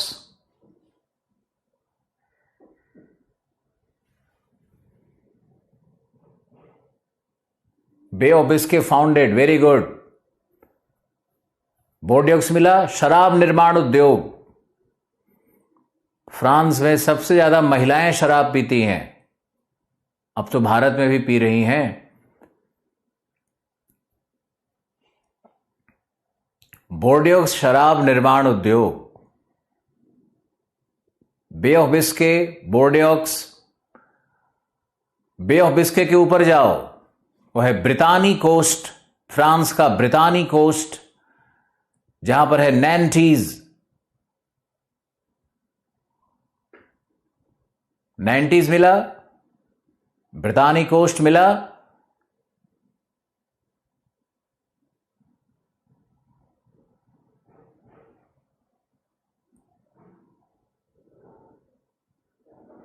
Okay, very good. फ्रांस से पूर्व जाओ, छोटा सा देश है स्विट्जरलैंड।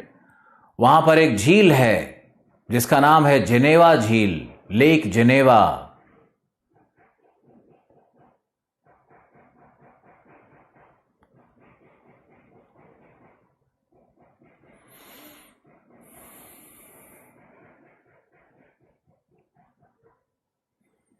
मिला।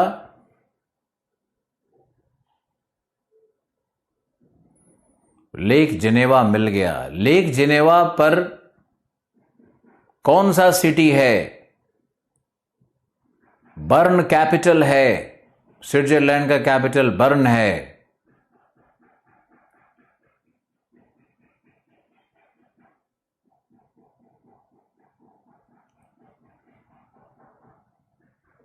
तो स्विट्जरलैंड में lake Geneva, burn.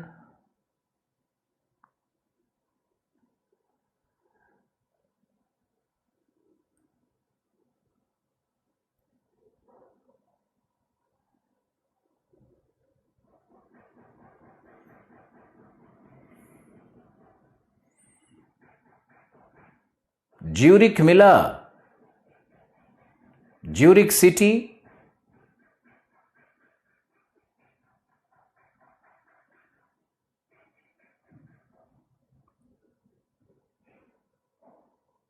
One of the oldest cities of the world है ज्यूरिक। कल्चरल कैपिटल है ज्यूरिक। स्विट्जरलैंड दुनिया का सबसे सुंदर देश माना जाता है। भारत में पहलगांव को कहते हैं स्विट्जरलैंड ऑफ इंडिया। कश्मीर में श्रीनगर से आगे है पहलगांव, उसको कहते हैं Switzerland of India.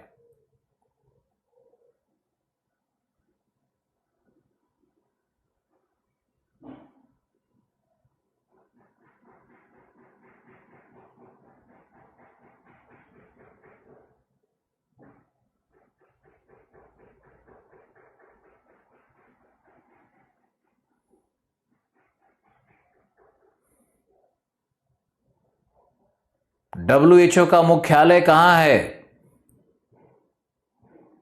World health organisation WHO का हेडक्वार्टर कहां है?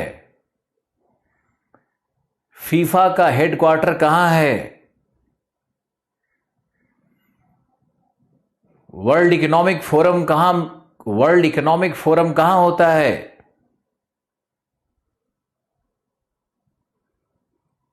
जिनेवा में।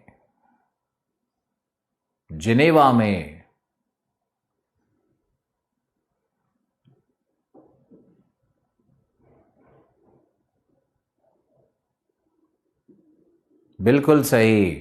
तो स्विट्जरलैंड के बाद हम लोग एंट्री करते हैं फ्रांस के नीचे। फ्रांस के नीचे है आइबेरियन देश। आइबेरियन देश कहते हैं इनको। अपने एटलस पे लगे रहो। भौतिक मैप हमने नहीं दिखाया है, लेकिन आपको दिखा देते हैं यहां पर कि यह है हमारा स्पेन और उसके इधर है हमारा पोर्चुगल या पुर्तगाल, पहला और दूसरा। इसको कहते हैं आइबेरियन देश। आइबेरियन देश दो हैं।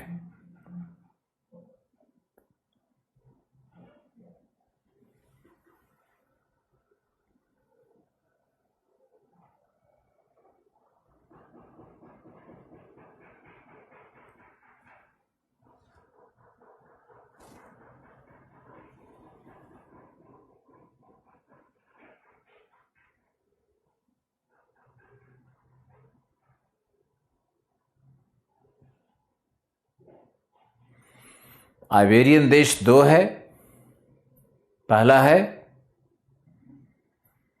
स्पेन, दूसरा है पुर्तगाल।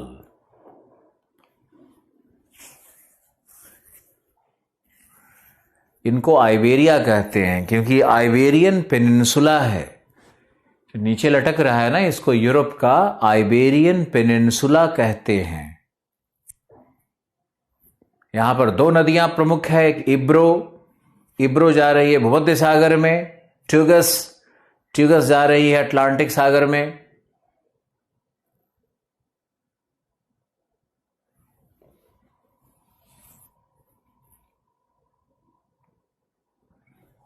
आइबेरियन कंट्री में एक और आएगा एंडोरा। नितिन ब्रावो। एंडोरा एक बहुत छोटा सा देश है, मक्खी के बराबर। मिला क्या?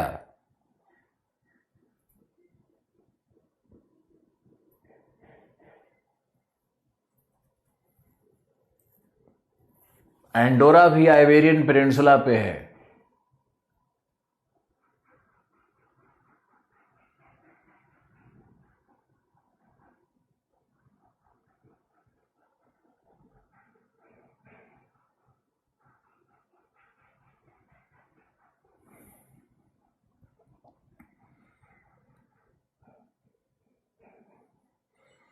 यानी आइबेरियन प्रायद्वीप पर 3 देश हो गए,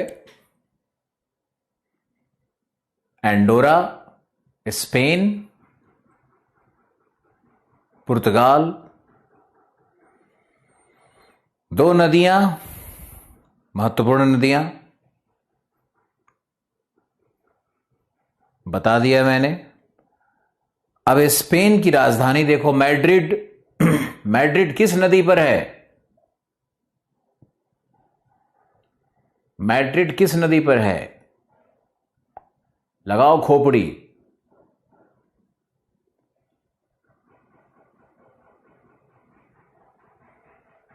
मैड्रिड किस नदी पर है? मैड्रिड टॉगस पर है। गलत। मैड्रिड किसी नदी पर नहीं है, ध्यान से देखो।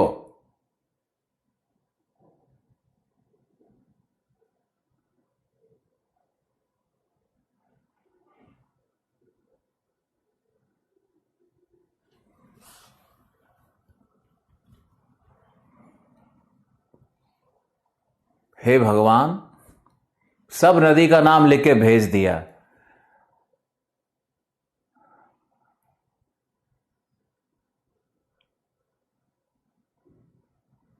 टैगस रिवर पर है।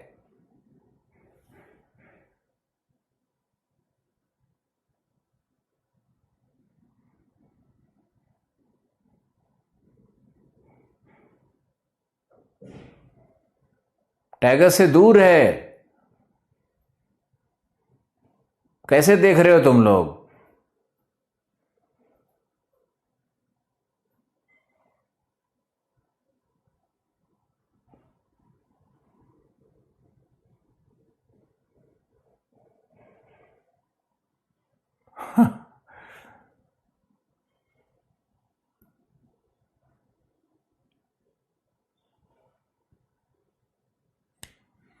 टैगस नदी पर तो लिस्बन है।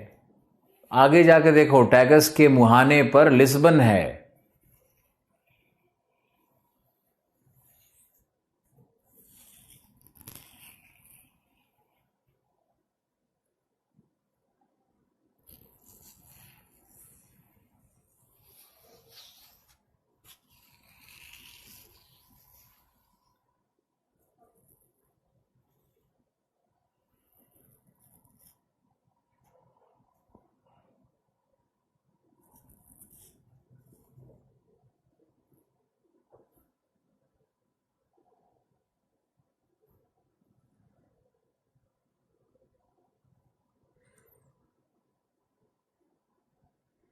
ओके, अब चलते हैं और इटली चलते हैं। इटली, इटली के प्रायद्वीप को देखो। पॉलिटिकल मैप में देखना है। जहां पर पो नदी है, पीओ, पो नदी देखा होगा आपने। पो नदी घाटी इटली की सबसे अधिक, सबसे बड़ी, लिख लो, पो नदी घाटी इटली की, या इटली का सबसे महत्वपूर्ण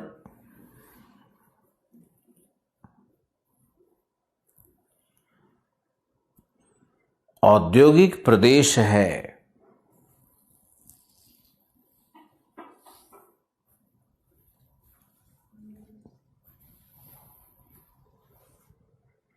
इटली का सबसे महत्वपूर्ण औद्योगिक प्रदेश है। इसे गैंगेज ऑफ इटली कहते हैं। इसे गैंगेज ऑफ इटली कहते हैं।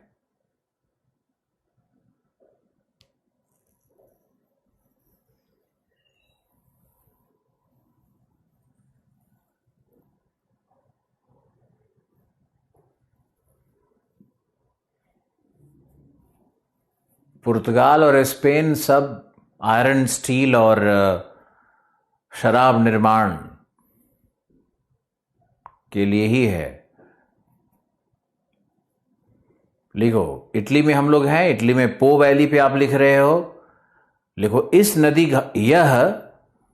यह नदी घाटी चावल कृषि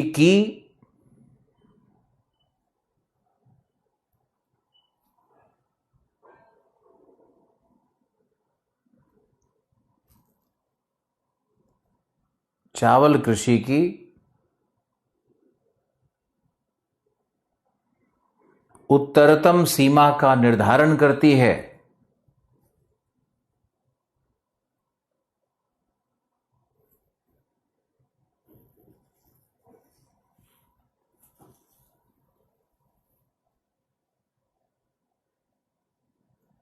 गैंगेज गंगा को कहते हैं, और क्या।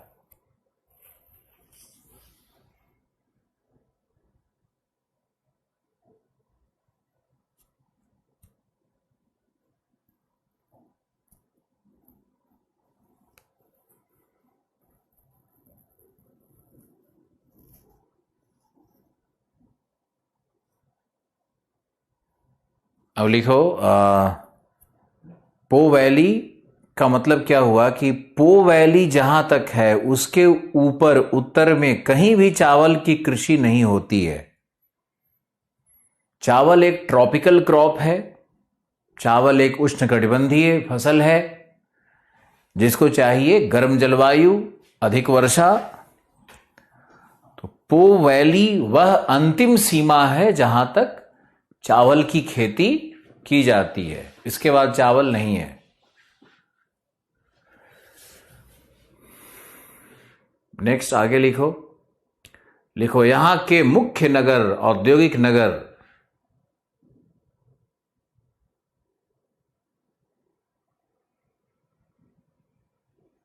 पहला है ट्यूरिन, TURIN, ट्यूरिन। ट्यूरिन को कहते हैं डेट्रॉयट ऑफ इटली, ऑटोमोबाइल के लिए है।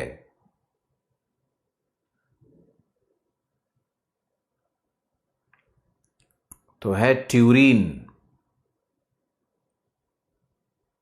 फिर है Milan, city of Milan, fashion city है। इटली का ये फैशन सिटी है, city of Milan. Cotton textile,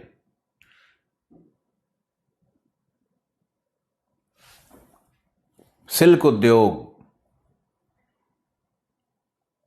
इसको मैनचेस्टर ऑफ इटली कहते हैं।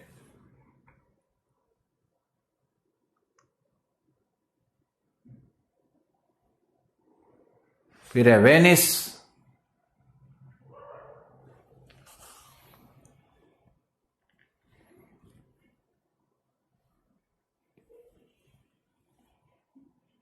वेनिस को कहते हैं पर्ल ऑफ एड्रियाटिक, एड्रियाटिक सागर का मोती है।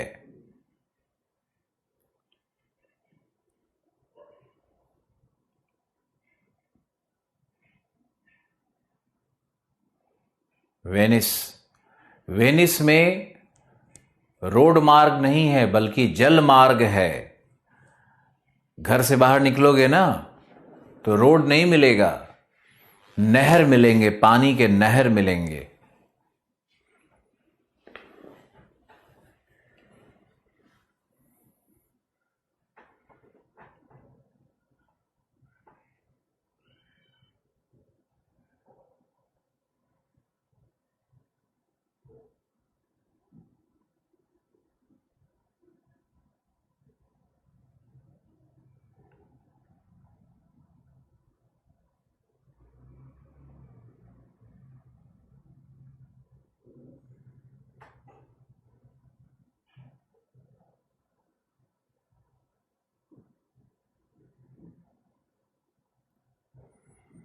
बाढ़ क्यों आएगी वहां पे?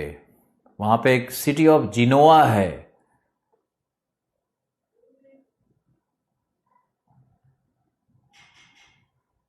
जिनोआ भी है क्या?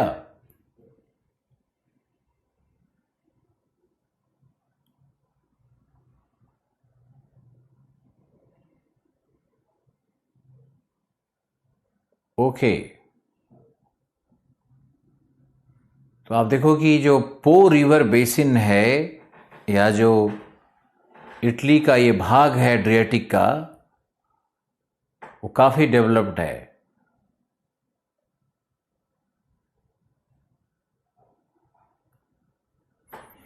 ये जिनोवा है, ये जेनेवा नहीं है। सत्यम मिश्रा बिल्कुल लाइव हो।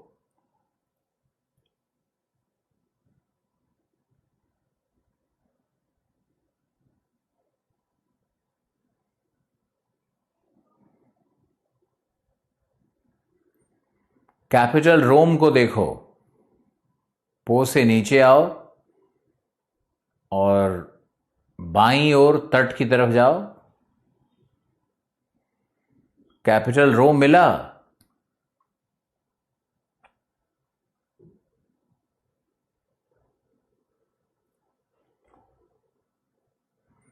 जिनोवा में क्या फेमस है?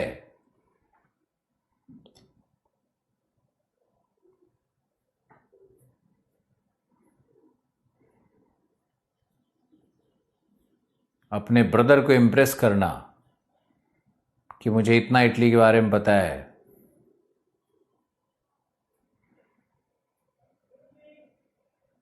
प्रदीप यादव बिल्कुल हो। लाइगूरियन सी के तट पर जिनोवा है। दीपक, वेल डन।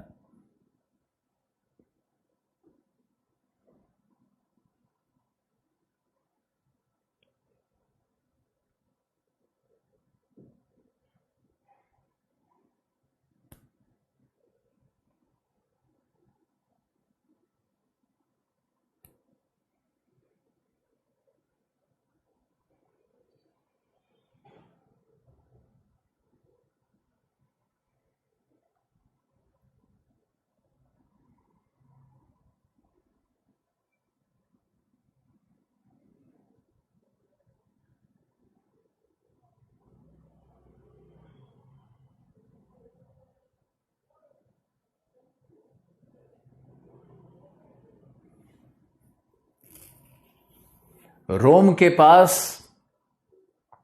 आपको मिलेगा वेटिकन सिटी।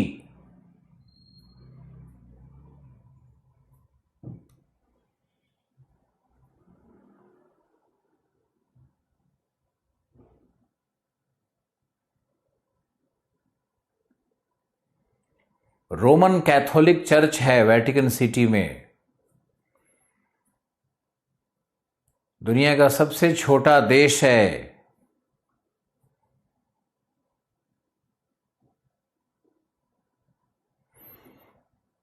जिनोवा में शराब निर्माण उद्योग है।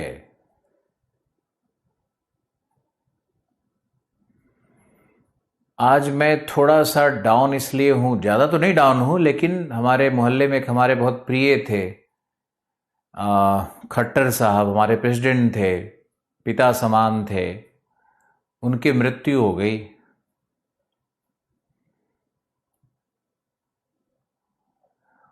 हमारे आपके जो हमारे आप सबके हम सबके जो पॉप रहते हैं वेटिकन सिटी,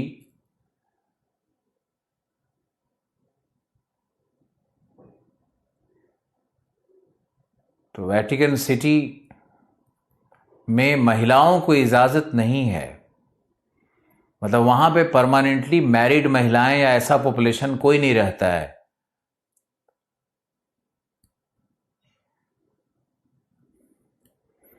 वहां जनसंख्या नियत रहती है, जनसंख्या में वृद्धि नहीं हो सकती है।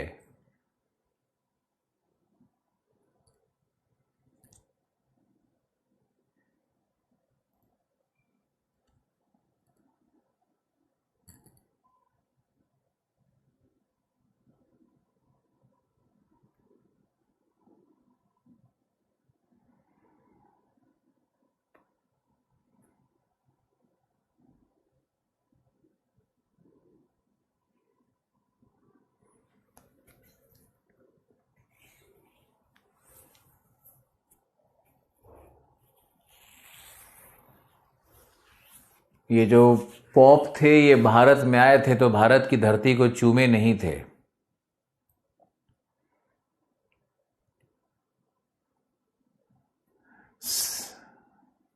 सैन मैरिनो एक और स्मॉल सिटी है।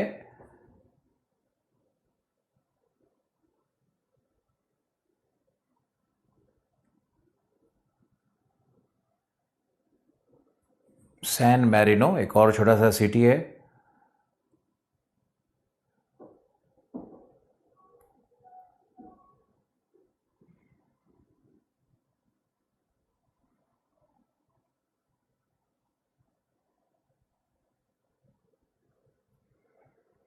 सब रिलीजियस प्लेस है।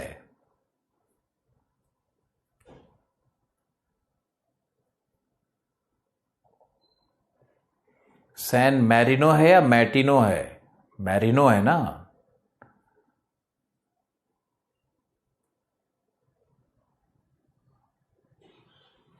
ओके, अब नीचे आओ और वहां देखो कि इटली के नीचे एक और आइलैंड है जिसका नाम है सिसिली।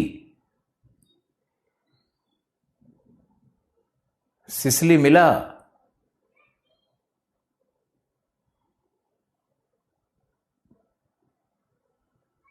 सिसिली एक द्वीप है और इटली का साइज देखो। क्या इटली एक बूट पेनिनसुला नजर आ रहा है? क्या इटली एक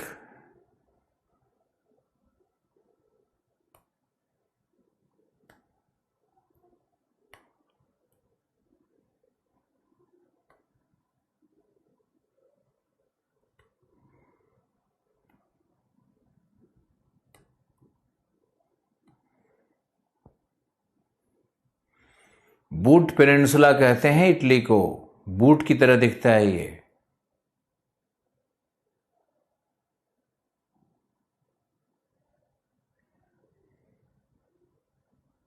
ओके, सिसिली के ऊपर में कई सारे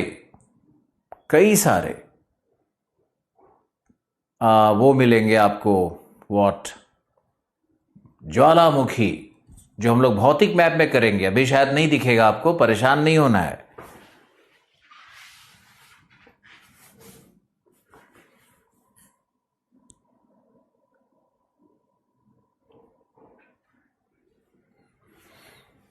सिसिली से या इटली से पश्चिम जाओ तो वहां पे दो द्वीप और दिखेगा, कॉर्सिका और सार्दिनिया।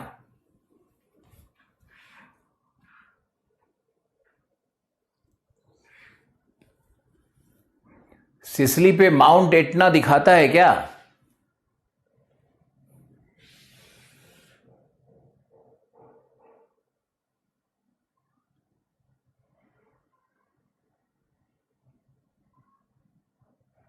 और इटली से पश्चिम कॉर्सिका, सार्दिनिया, दो islands.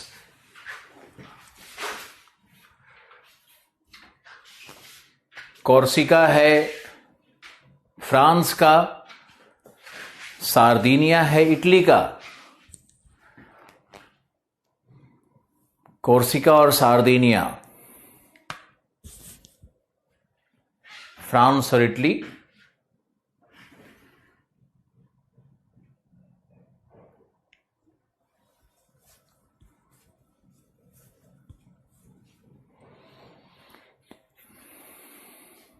Corsica France, Sardinia Italy.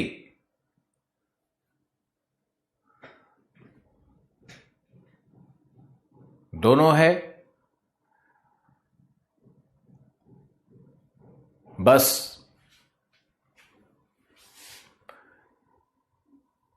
Sicily के नीचे माल्टा है क्या? माल्टा, माल्टा ढूंढो तो। माल्टा, जाते जाते माल्टा।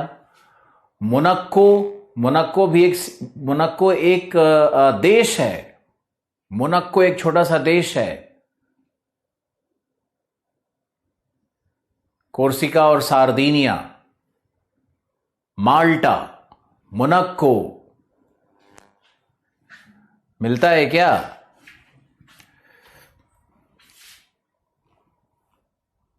तो यहां पे ये इसमें छोटा सा एमसी लिखा है।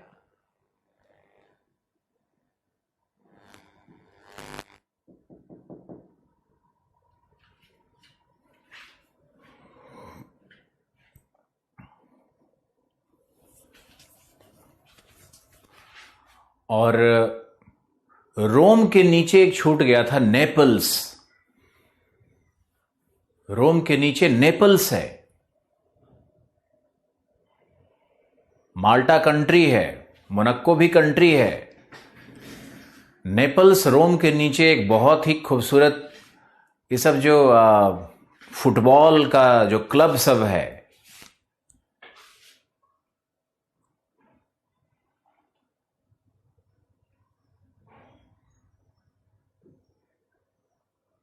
माल्टा एक पोर्ट कंट्री है।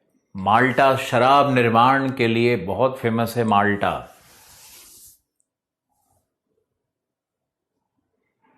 Blue level, red level. Nepal नहीं, नेपल्स। आपने नेपाल कहां ढूंढ लिया? मोनाको, मुनक्का नहीं। बार्सिलोना मिला क्या? बार्सिलोना तो स्पेन में था।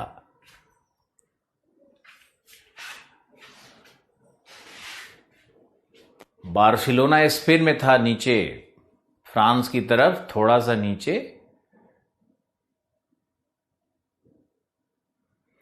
माल्टा में एक ही नगर है, उसका नाम ही है माल्टा। मोनाको।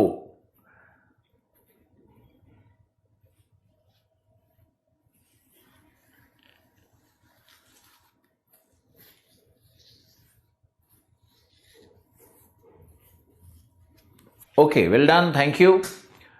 कल मिलते हैं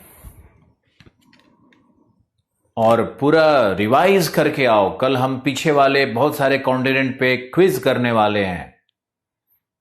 ओके, बेलारिक आइलैंड्स भी देख सकते हो, छोटा छोटा बेलारिक आइलैंड्स भी है। चलो बाय बाय, टेक केयर।